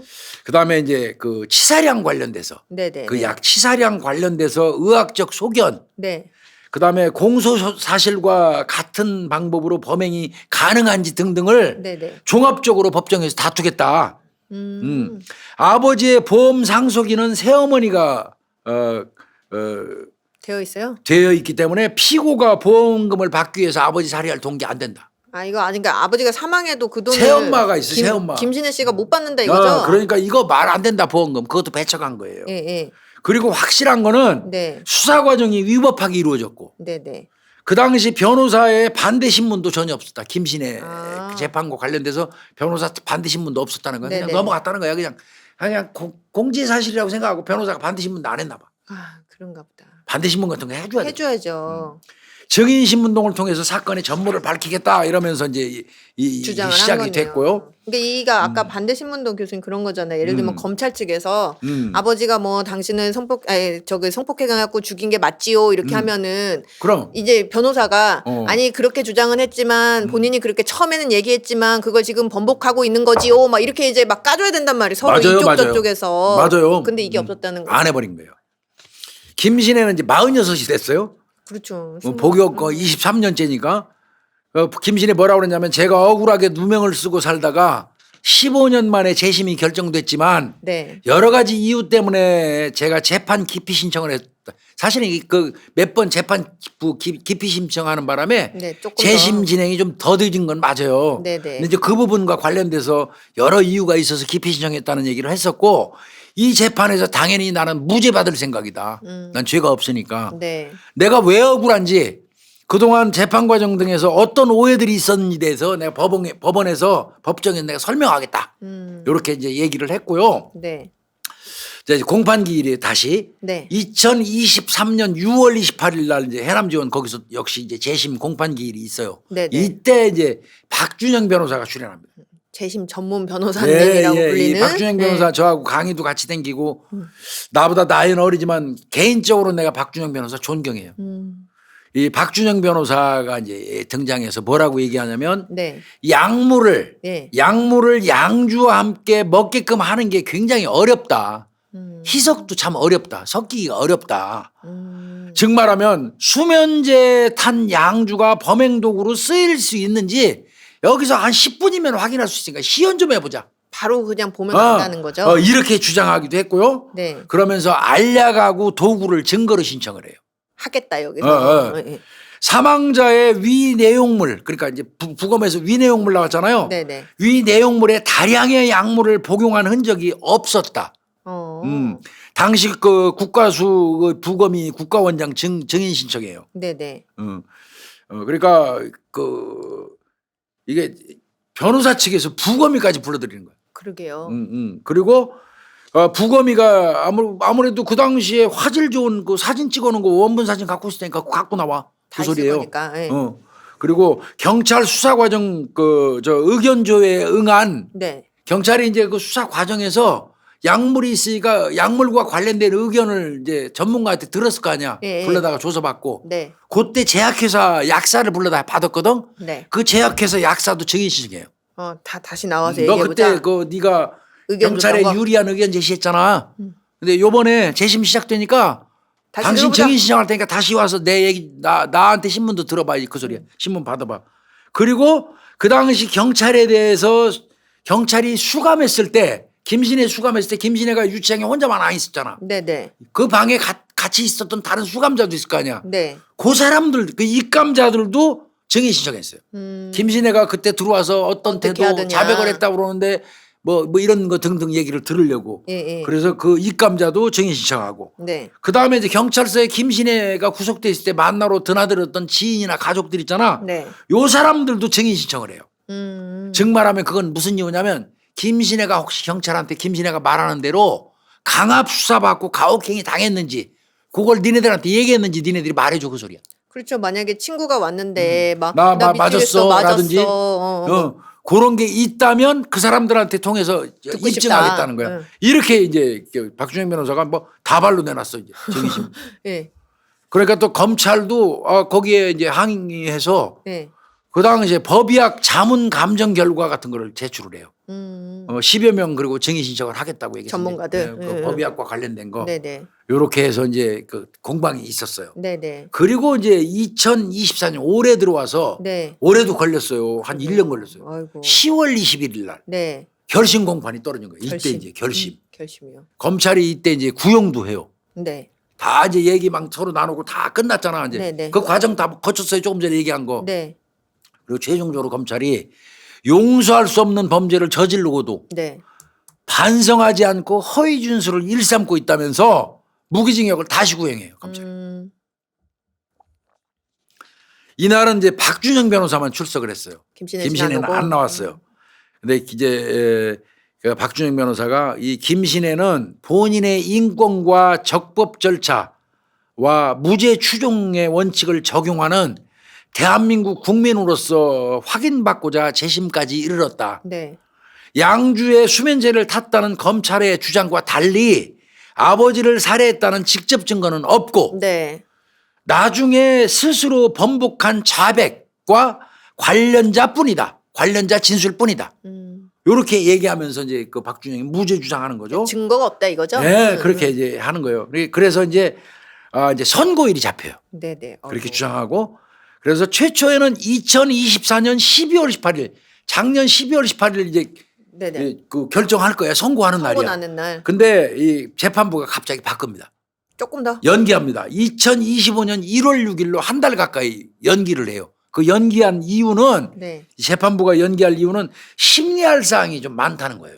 우리가 고려해 볼 게 예. 너무 많다. 그 쟁점이 이제 몇 가지가 있는데 쟁점이 범행 동기도 좀 살펴봐야겠고 자수경위도 또 이거 없는지. 살펴봐야 되겠고 수면제 등 그 증거도 좀 더 살펴봐야겠고 알리바이 부분도 좀 봐야겠다. 그리고 강압 불법 수사 여부도 좀 봐야겠다. 한 5가지 정도를 살펴보려니까 아이고 12월 18일 날 못 하겠어. 그 해 넘기고 한 달 뒤에 2025년 1월 6일 날 그러니까 선고할게. 불과 며칠 전이죠. 네. 그래서 2025년 1월 금년 1월 6일 날 재심 1심 선고가 떨어지는 겁니다. 거기에서 김신혜가 무죄가 난 겁니다. 현재까지 그러니까 무죄인 거예요. 지금 1심 무죄. 예. 예. 재판부는 뭐라고 했냐면 증거물이 위법하게 압수됐고 이게 제일 뼈 아픈 얘기예요. 수사기관한테. 아버지를 살해했다는 진술도 허위 자백했을 가능성을 배제할 수 없다. 허위 자백의 재판부도 우리가 이 자백한 것 때문에 허위 자백이라고 단정 안 해요. 허위 자백일 가능성도 배제할 수 없다고 얘기를 해요. 그러나 똑 떨어지게 얘기하는 거는 위법 증거물이라는 거는 확실하다. 그렇죠. 이렇게 얘기했고요. 그다음에 사건 당시에 남동생이 용의자로 의심을 받고 있었고 가벼운 형을 받을 것이라는 친척의 말을 듣고 네. 동생을 보호하기 위해서 자백했을 수도 있다. 했을 수도 있다. 참 말장난이죠. 묘하죠 요거.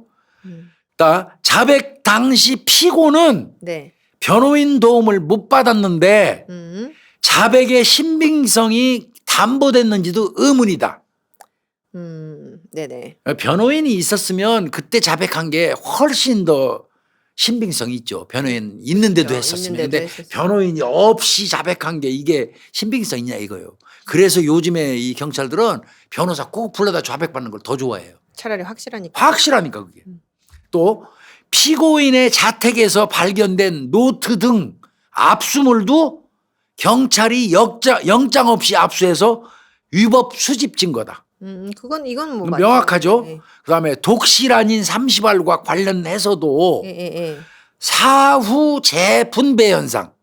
요거는 이제 부검이가 얘기한 거예요. 네. 사후 재분배 현상. 즉 말하면 처음에는 한 30알 먹고 실제 죽었는데 시간이 좀 지날수록 그게 이게 농도가 더 농도가 분화 과정을 거쳐서 자꾸 늘어난다는 거예요. 양이 많은 것처럼. 이 사후 재분배 현상이거든. 네네. 그런데 이거에 대해서도 피고인 측의 주장을 선택했어요. 피고인 측 박준영 변호사는 뭐라고 그랬냐면 사후 재분배 현상은 네. 경찰이나 검찰에서 말하는 사후 재분배 현상 말도 안 돼요. 왜? 그 다음날 무검했어요. 바로. 시간 길게 가지도 않아서 무슨 사후 재분배 증폭되는 기간이 생겨. 이러면서 피고인 측에서 주장했는데 네. 그거를 손들어줬어. 받아준 거예요. 재판부가 변호인 측은. 그러면은 이제 그런 거잖아요. 농도가 높게 나오면 그게 입증이 돼요. 그러니까 배갈 먹여서 죽였다는 게 입증이 안 된 이상은 지금 유죄로 그렇죠. 삼을 수가 없는 거죠. 검찰이나 경찰에서는 100알 정도 양이 나왔잖아 지금. 네.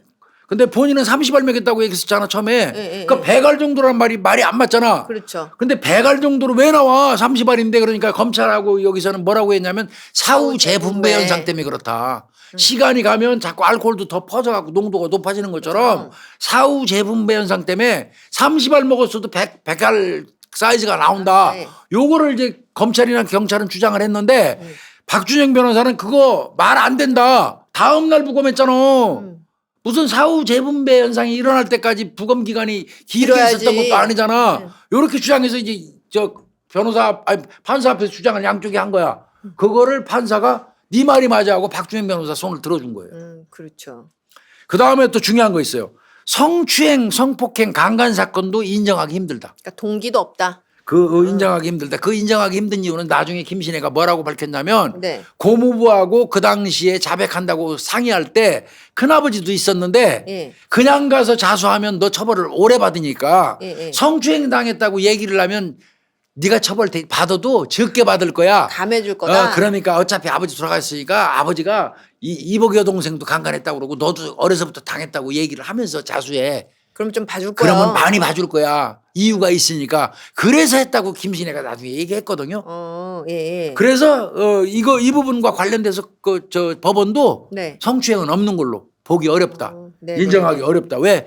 이제 그렇게 진술한 거예요. 네. 그러니까 성추행이 동기가 입증이 안 된 됐다. 거예요. 동기도 그 입증이 안 된 거예요. 그 다음에 보험 설계사거든요. 이 김신혜가 그 당시에. 네. 이 보험 설계사 이 김신혜가 고지 의무 위반하면 보험 들을 때 네네. 지체장애 상급이 있다는 거를 안 적고 내면은 보험사에서 계약을 해지할 수 있다는 거 누구보다 잘할 텐데 네. 보험금 노린 범행이라고 얘기하는 거 좀 맞지 이치 안 않는다. 맞는다. 이렇게 얘기했는데 근데 이 부분 관련돼서는 근데 뭐 달리 얘기하는 사람도 있어요. 그럴 수 오히려 있죠. 보험 설계사는 지가 보험 설계사니까 이런 거 해지 사유 해도- 같은 거 신경 안 쓰고 할 수도 있어요. 근데 뭐 하여튼 뭐 그렇게 얘기를 했어요. 네. 이때 이제 아까 얘기한 것처럼 김신혜는 불출석한 상태에서 이제 했고요. 선고 직후에 이제 바로 장흥교도소에서 석방되죠. 그게 무죄 선고 났으니까. 무죄 났으니까. 예, 예. 석방됐죠. 우리나라 사법 체계에서 잘못된 것을 바로잡는데 너무 어려웠다 이렇게 얘기했고요. 네.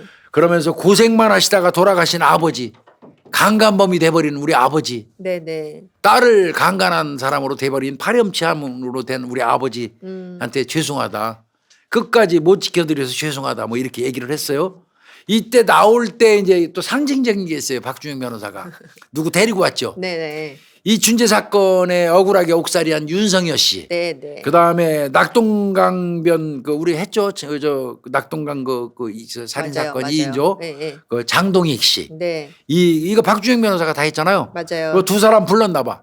그래갖고 그 박준영 변호사가 그 기다리고 있다가 장흥교도소에서 나오는 김신혜 씨한테 꽃다발 마중하면서 꽃다발 전달해주고 사진 찍고 그랬더라고요. 박 변호사 한번 우리 저 프로 나와달라고 내가 얘기했는데 바빠가지고 바쁘셔갖고 그렇게 의리 안 지키면 안 되는데.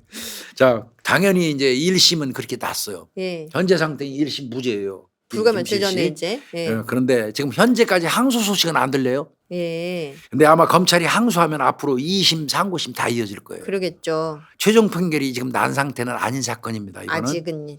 자, 그러면 이제 여기서 또 우리가 또 정리를 해봐야 돼요. 김신혜 건 머리가 지끈지끈 아프더라고 내가 하면서. 이게 너무 복잡하고 네. 많아가지고. 여러분들 지금 굉장히 그 우리 구독자님들 처음부터 안 들으신 분들은 처음부터 들으셔야 될 것 같아요. 헷갈리실 겁니다 지금.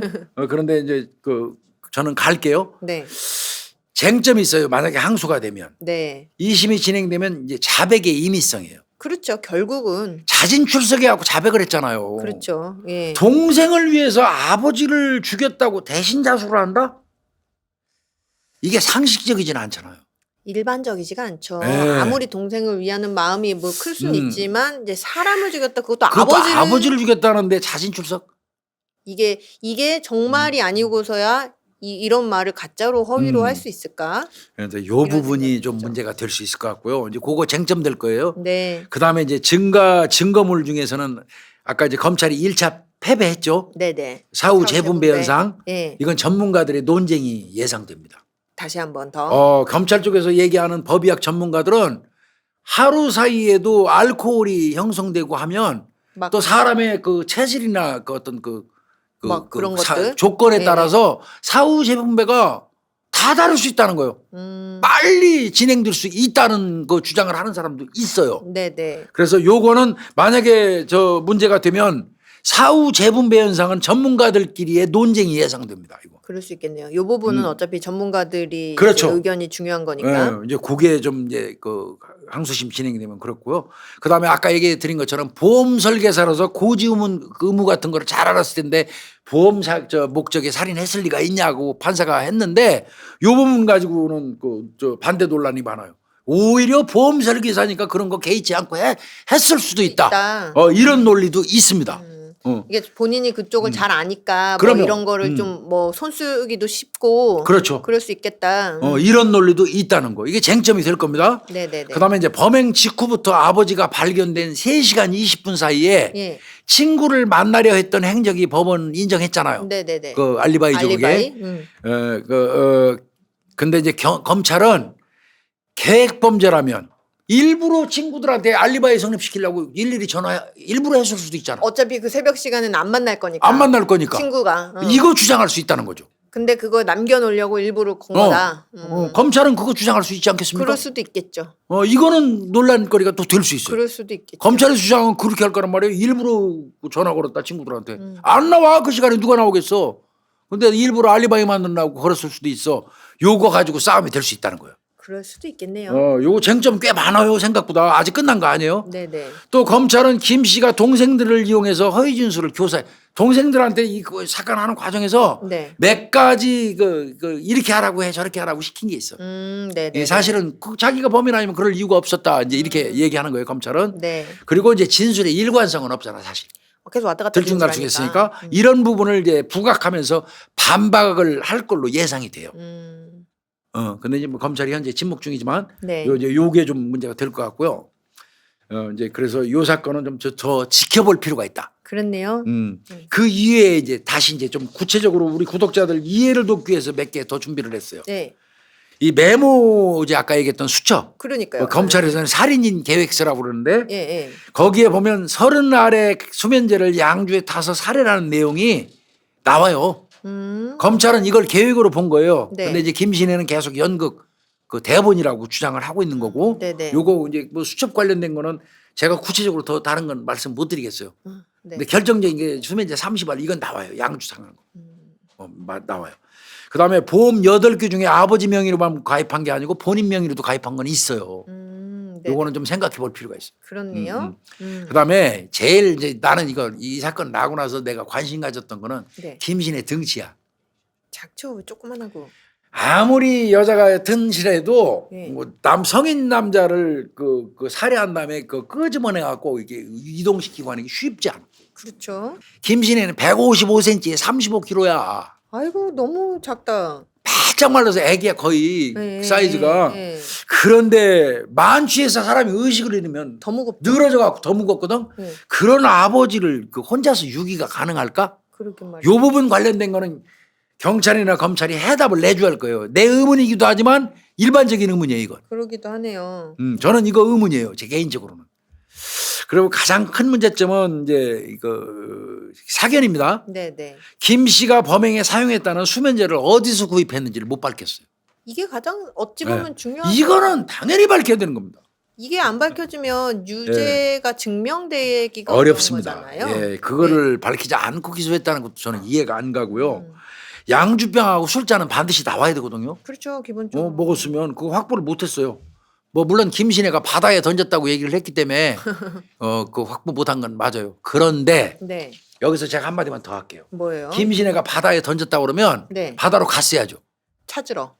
던지러 가야 할 거 아니에요. 그 바다 던지러. 그쵸. 아니 김신혜가 김신혜가 바다로. 김신혜가 지가 바다에 던졌다고 그랬잖아요. 그 범행 사용하고 술잔하고 양주 그거. 어딘가에. 그거 어디 있어? 하고 경찰이 얘기하니까 바다로 던졌어요. 처음에 자백할 때. 네. 그러면 경찰 입장에서는 김신혜가 실제로 바다로 가서 던졌는지 여부를 알아보기 위해서 바닷가로 가봐야지. 그렇죠. 그리고 김신혜가 바닷가 갔는지를 입증할 수 있는 걸 찾아봐야지. 찾아봐야죠. 안 했어 그거 하나도. 아예. 그 말만 듣고 아무것도 안 했어. 그리고 안 찾았어. 그냥 수사보고에다만 썼어. 바다에 던져서 못 못 찾았습니다. 찾음 이렇게. 이거 정말 성의 없고 개판이 수사입니다. 이거. 이런 경우에는 적어도요 명확하게 이 물건을 버리러 바다에 갔는지에 대한 조사, 실제로 갔다는 걸 입증할 정도로 조사를 했었어야 되는 거예요. 그렇죠. 이거 범군데. 엄청 이게. 중요한 거예요. 예. 이거 안 나오면 무죄거든요. 그렇죠. 그래서 이 수사가 허점이 많다는 거예요. 제가 볼 때. 요거 이건 개인 사견이에요. 이 사건 분석하면서. 그다음에 이제 나는 또 이 생각도 해봐요. 어떤 생각이요? 자 이렇다면 김신혜가 범인이 아니라면 이제 우리 국민들이 제일 궁금한 건 누가 죽였어요? 그렇죠. 그렇지 미제 사건이 되는 거예요. 이거 영구 미제 사건이 잘못하면. 이거 뭐 어떻게 돼서 돌아가셨단 말이에요. 그래서 저는 걱정스러운데 네. 근데 나 이 생각이 없어. 과음 자체가 사망 가능성 없을까? 너무 많이 술을 드셔서 그냥 혈중 알코올 농도가 아까 말씀드린 것처럼 0.303%야. 엄청 만만치요. 그렇죠. 고도의 명정 상태에 들어갈 수 있어요. 그렇죠. 술 많이 마시고 죽는 사람 왜 대학교 프레시맨들 1학년 입학해갖고 처음에. 사발로 부어라 마셔라 사망한 애들 나오잖아요. 그렇죠. 고도의 명정 상태로 잘 걷지도 못하고 운동장애 오고 의식 수준 낮아져 갖고 혼수 상태 이렇다가 쓰러지셨다가. 죽는 경우 있어요. 추운 바닥에서 또 네. 아무리 여름이라도 죽어요. 그렇죠. 3월 달이면 또 여름도 아직 야, 이런 거는 가능성이 없을까? 그러니까 독립적인 사망 원인이 너는 될 수 있다고 저는 보거든요. 과도한 음주 예, 섭취나 예. 거기다가 아버지가 치통이 심하니까 수시로 약을 드셨고 먹었다. 안 들으니까 하나를 더. 술 취해갖고 정신없이 하나를 더. 그래서 가능성도 그렇죠. 그것도 한번 따져봐야 돼요. 독립적인 사망 원인도 한번 추론을 해볼 필요가 있다. 저는 그렇게 생각해요. 그렇네요. 근데 솔직히 개인적인 생각은 차라리 그 원이라면 좋겠어. 그러면 살해당하신 게 아니라 살해당한 것도 아니고 그러면 범인도 따로 존재하는 거 아니니까. 아니고. 저는 그런 생각이 돼요. 근데 그렇지 않으면 경찰이 지금 완전히 무죄 떨어지면 진범잡으로 댕겨야지. 그렇죠. 김민혜 씨가 범인 아니라 그러면 뭐 다른 네. 범인이 있을 거 아니겠어요? 맞아요. 응. 그래서 이제 그것도 따져봐야 될 것 같고요. 제가 이제 또 심각하게 보는 거는 좀 너무 늦는 것 같은데 어쩔 수 없어요. 고무부 진술을 한번 봐야 돼요. 고무부 진술은 누가 봐도 의문이 많잖아요. 이게 애초에 결국은 이 자백이 네. 문제가 된 건데 이 자백이 그럼 어디서 왔느냐 하면 이 예, 이 고모부 고무부 진술과 관련돼서는 정말 궁금도 하실 것 같아요. 예. 김신혜는 이렇게 얘기했어요. 뭐라고요? 고무부가 네. 네 남동생이 죽인 것 같다. 라고 얘기를 해서 네. 동생을 대신해서 내가 감옥에 가겠다. 네. 이렇게 말을 했다는 거고 김신혜는 네. 그러면서 내가 결코 고모부한테 내가 주겠다고 말한 적은 없다. 동생 대신 감옥에 가겠다 그런 거지. 그런 거지 내가 아버지 주겠다고 말한 적은 없다는 게 김신혜 주장이고요. 근데 고모부는 뭐라 그러냐면 네. 큰 조카 즉 말하면 김신혜예요. 네. 김신혜로부터 범행 사실을 들었다고 주장해요. 그래서 김신혜를 경찰로 데리고 간 장본인이거든요. 네. 근데 이게 김신혜 고모부의 이 진술의 신빙성이 묘하게 균열이 가요. 네. 추후에 자꾸 바뀌어요. 진술이 비리간데요. 네, 자꾸만. 자꾸 바뀌어요. 김신혜가 완도 대성병원 장례식장에서 네. 아버지 장례식장에서 범행을 자백했지요. 네. 어떻게 죽였는지 물어봤나요? 그때 수면제 얘기도 나왔어요. 요거 박준영 변호사가 질문한 거예요. 네네네. 그러면 아버지 그 장례식장에서 범행 자백했다는 거 아니에요? 네네네. 고모부한테 물어본 거예요. 그렇죠. 그리고 어떻게 죽였는지 물어봤어요? 수면제 얘기 그때 하던가요? 박준영 변호사가 물어보니까 그때는 뭐라 그러냐면 수면제? 나 그런 말 안 했는데? 그 순간에 어떻게 그런 걸 내가 물어봐? 장례식장에서 지금 자기 아버지가 죽었는데 상식적으로 장례식장에서 그런 얘기를 내가 물어보겠어? 시내를 내가 경찰서 데리고 갈 때까지 나는 교통사고로 죽은 줄 알았다고. 이게 박준영 변호사한테 한 얘기예요. 그거 뭐야 이게 도대체 이 사람 말이 왔다리 갔다리. 그러면 지금 이 고모부 말에 따르면 교수님, 그러니까 김신혜 씨는 고모부가 시켜서 내가 자백을 했다, 허위 자백을 했다라고 하니 이 고모부한테 물어보니까 난 잘 모르겠고 교통사고로 죽은 줄 알았었어. 알고서 근데 그거를 신혜가 냈다고 지금 알았다는 취지 아니에요? 그러니까 말이 자꾸 바뀌어요. 말이 바뀌네요. 경찰에서 진술할 때 내용, 변호사가 가서 물어보면 대답하는 내용이 다 달라요. 다만 2000년 3월 8일 23시 20분경에 완도 대성병원 장례식장 휴게실에서 네. 내가 아버지를 죽였다는 말만 들었대. 뭐 이랬다 저랬다 해. 그래서 이 고모부의 경찰 조사 내용을 제가 한번 확인해 봤어요. 네네네. 그러니까 김신혜가 긴급 체포된 다음 날 3월 9일 날 네. 고모부 진술 내용이에요. 경찰이 물어봐요. 김신혜가 최초로 당신에게 아버지 죽였다고 자백했나요? 네. 하고 경찰이 물어보니까 예 그렇습니다. 네. 경찰이 아버지를 죽인 동기가 뭐라고 하던가요? 네. 그랬더니 김 씨가 말하기를 고모부도 김 씨예요. 예. 평소 아버지가 주벽이 심하고 자식들을 너무 괴롭혀서 이렇게 얘기했어요. 예.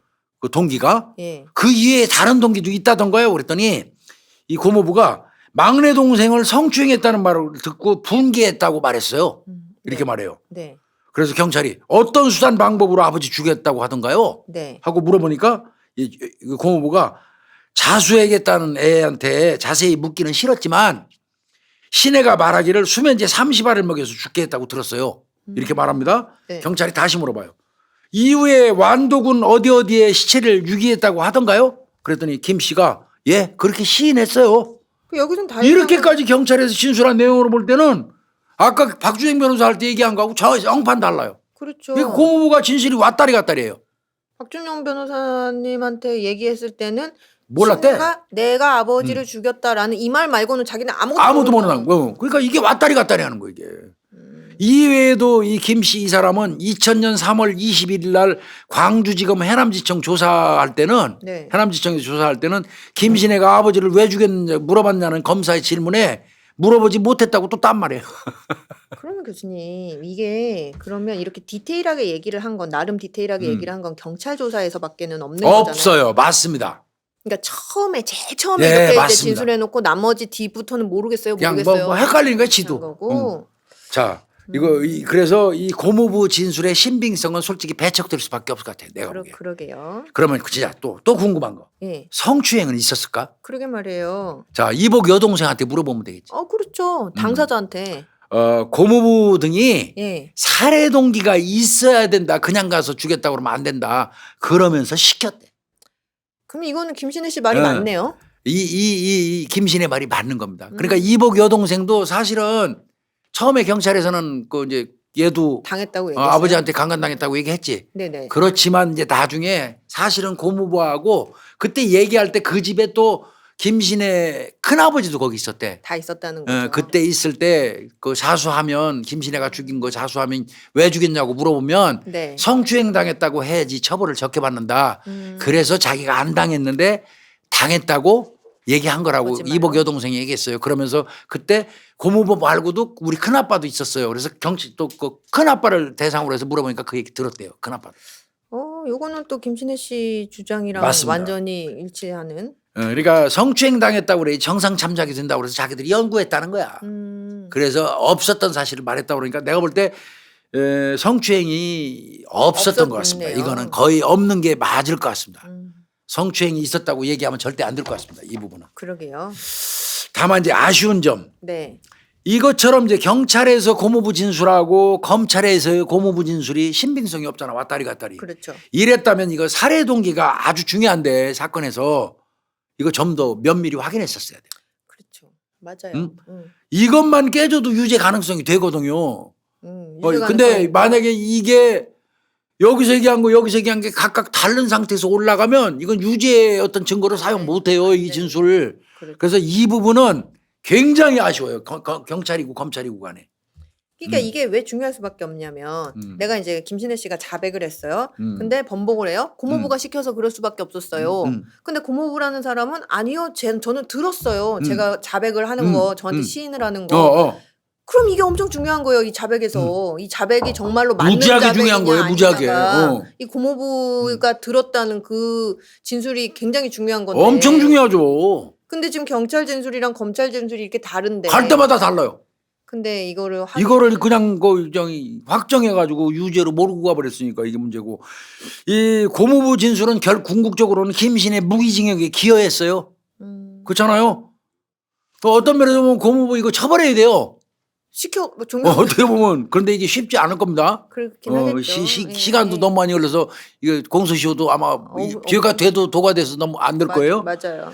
이 가장 큰 문제는 고모부 진술의 일관성, 신빙성에 대해서 따져보지 않은 수사기관의 이 부실 수사. 저는 이거 지적 안 할 수가 없어요. 네네. 그리고 그렇게 주장을 할 때 재판부도 면도칼 같이 봤어야지, 검증해 줬어야지 재판부가 맞는지 안 맞는지. 맞아요. 1, 2, 3심이 하나도 검증 안 하고 그냥 때린 거는 재판부의 과실도 있는 겁니다, 이건. 맞아요. 그래서 김신혜 씨가 최종적으로 1, 2, 3심 다 무죄가 나서 무죄로 끝나면 이거는 사과할 기관이 경찰, 검찰, 재판부 다 해요, 다. 면밀히 얘기하면 국가예요, 국가. 전부 다. 통으로 그거 해야 돼요. 그런데 요거는 아직도 아주 모호한 쟁점이 생각보다 많습니다, 이거. 그러게 말이에요. 자, 그리고 이제 마지막으로 이건 빨리빨리 읽는 형태로 제가 좀 설명을 드릴게요. 너무 우리 구독자님들 시간을 뺏는 것 같아서 죄송한데 이 경찰은 김신혜의 서울집을 불법으로 압수수색한 다음 날인 네네. 2000년 3월 12일 날 김신혜에게 물어요. 뭐라고요? 노트를 보여주면서 무엇을 할 때 사용한 노트냐 이게. 예. 그러니까 김신혜가 공부를 하거나 낙서를 한 노트입니다. 이렇게 말했고요. 네. 피의자의 노트에 살해 계획이 적혀 있는데 네. 네가 작성한 게 맞냐 그러니까 맞습니다. 누구를 살해할 계획이었냐 그러면 네. 시나리오 줄거리에 있는 여주인공의 아버지를 살해하는 방법입니다. 이렇게 얘기했고요. 네. 그 피의자가 아버지를 죽이기 위해서 세운 살해 계획이 아니냐 그러니까 결코 아닙니다. 피의자가 작성한 살해 계획과 아버지가 사망한 것이 우연의 이렇게 일치냐. 제가 작성한 시나리오상의 살해 계획은 맞는데 아버지를 살해하려고 작성한 건 아닙니다. 이렇게 말했고요. 경찰은 계속 살해 계획이라고 지칭하고 김신혜는 이제 시나리오 즉 말하면 희곡이라고 얘기하고 팩트는 요 대본이 이제 맞다. 사건을 수사한 경찰은 그 MBC PD 수첩 인터뷰에서 뭐 맞다고 했어요. 거의 같다고 그랬는데 이 유행이 좀 달랐고요. 그래서 이제 이 사건은 지켜볼 게 너무 많습니다. 그렇네요. 이게. 그래서 김신혜 사건을 제가 딱 명확하게 이거 죄가 되는 것 같은데요. 뭐 이런 말을 못 하겠어요. 또 이거 완전 무죄인데요. 이건 누가 봐도 그렇네요. 이렇게 해도 말을 못 하겠습니다. 그러나 명확한 거는 수사 절차상에 하자가 있었다. 그게 재심사위의 결정적이었다. 형소법 427호에 딱 맞는다. 이런 거. 그다음에 1년의 과정은 알리바이부터 이러이러한 과정을 거쳐서 쭉 왔다. 왜 내려갖고 왔는지 이제 이거는 우리 구독자님들은 다 전체적으로는 이해하셨을 것 같아요. 맞아요. 이 틀은. 그래서 좀 구체적으로 김신혜 사건은 제가 좀 설명하려고 시간을 좀 많이 잡아먹었는데 이거 죄송하게 생각해요. 그리고 이제 마지막으로 내가 네. 다시 한번 이제 현직 경찰 후배들한테 할 얘기 있어요. 자백이 있잖아요. 네네. 자백이 있으면 아싸가 아니에요. 맞아요. 자백이 있으면 그 자백이 진짜 맞는지. 꼼꼼히 따져. 예. 그다음에 그 자백을 하는 사람이 왜 자백을 하는지 그 자백을 해가지고 쟤한테 무슨 이득이 있는지 따져봐야 돼. 맞아요. 예. 자백을 받을 때는 경찰은 네. 얘가 이 자백을 하면 이 자식이 이 자백해갖고 무슨 이득이 있을까? 그거 찾아봐야 돼요.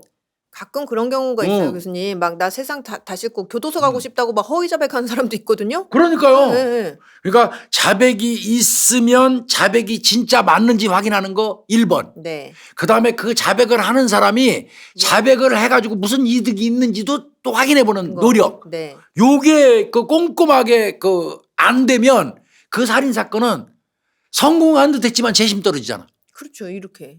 안 되는 거예요. 안 되는 거예요. 그래서 우리 후배들 자백과 관련돼서 들어오면 자백하면 아싸 하지 말고 맞아요. 그 자백의 보강 증거를 반드시 수집하고 그다음에 그 자백하는 놈이 이렇게 자백해가지고 무슨 득 보려고 그러는지 그거 여러 예리한 눈으로 쳐다봐야 돼. 확인해 봐야 돼. 예.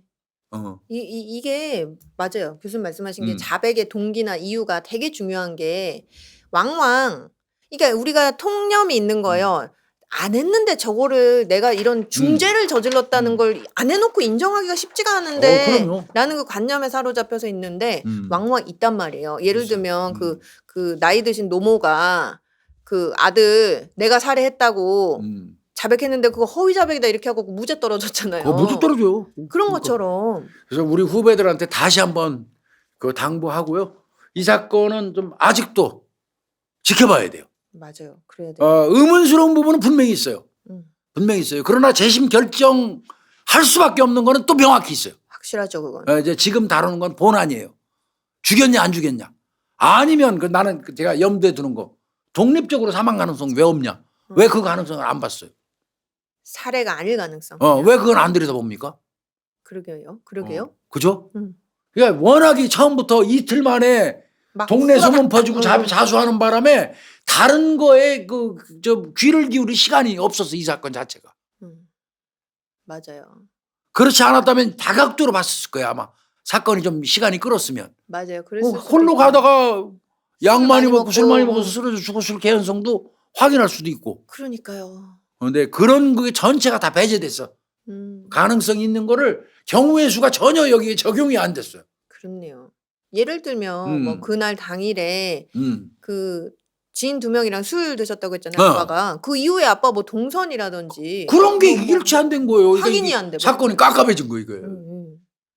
물론 CCTV 같은 게 없다 보니까 이 시대 뭐 때는 그럴 수 그렇긴 있지만 하지만. 그래도 가능하거든요. 그렇죠. 근데 경우의 수를 전혀 염두에 두지 않고 그냥 이틀 만에 자백하는 대로 그냥 몰빵해 버리는 바람에 맞아요. 다른 가능성 있는 그 격가지 수사를 일치 안 해둔 거예요. 그렇게 정보가 없죠. 아무것도 안 되는 거예요. 아무것도. 그래서 저는 자꾸 그 생각을 해요. 또 개인적인 바람일지도 모르겠어요. 독자적인 사망 가능성도 충분히 있어 보인다. 범인이 있는 사건이 아니기를. 예, 그러기를 전 개인적으로 바라고는 있죠. 그래서 김진애 사건은 한참 더 들여다봐야 될 겁니다. 앞으로도. 그렇네요. 이거 앞으로도 다툴 게 너무 많아가지고. 예, 한참 더 들여다봐야 돼요. 뭐 살인 사건인지 아닌지 모르겠지만 살인 사건이라고 치더라도 단일 사건, 살인 사건을 가지고 우리가 이만큼 시간을 들여서 저 안에 있었던 세세한 내용까지 제가 오늘 그 방송을 통해서 하는 이유는 재심이라는 절차, 맞아요. 그다음에 무기수가 최초로 나와가지고 재심 복역 중에 복역 중에 나와서 아주 대기록을 남기고 있거든요. 맞아요. 그러니까 국민들 이목도 좀 집중됐고 네. 그러면 명확하게 알을 필요가 있어요. 일어났던 그 동안에 있던 세세한 모든 거를 정확하게 알아야지 이게 좀 이해가 되기 때문에 그렇죠. 제가 좀 꼼꼼히 찾아가지고 와서 시간 많이 뺐었는데 너무 많이 뺏은 것 같은데. 아니 우리 구독자님들도 좋아하실 거예요. 네. 그래서 오늘 김신혜 무기수 김신혜 재심 사건 살인 사건 존속 살인 사건이죠. 죄명은 그렇죠. 일단은 그 사건 관련돼서 오늘 제가 좀 브리핑 해드렸습니다. 한번 네. 참고되셨으면 좋겠습니다. 이제 언젠가 아마 다시 한번 말씀드려야 될 거예요. 그러게요. 이제 네. 또 어떻게 또 이후 상황이 전개가 될지 우리가 네. 다 집중을 해갖고 관심을 가지고 기다려봐야 되겠네요. 그럴 것 같습니다. 예, 오늘 대한민국 살인 사건 마칠게요. 네, 예, 감사합니다. 수고했습니다.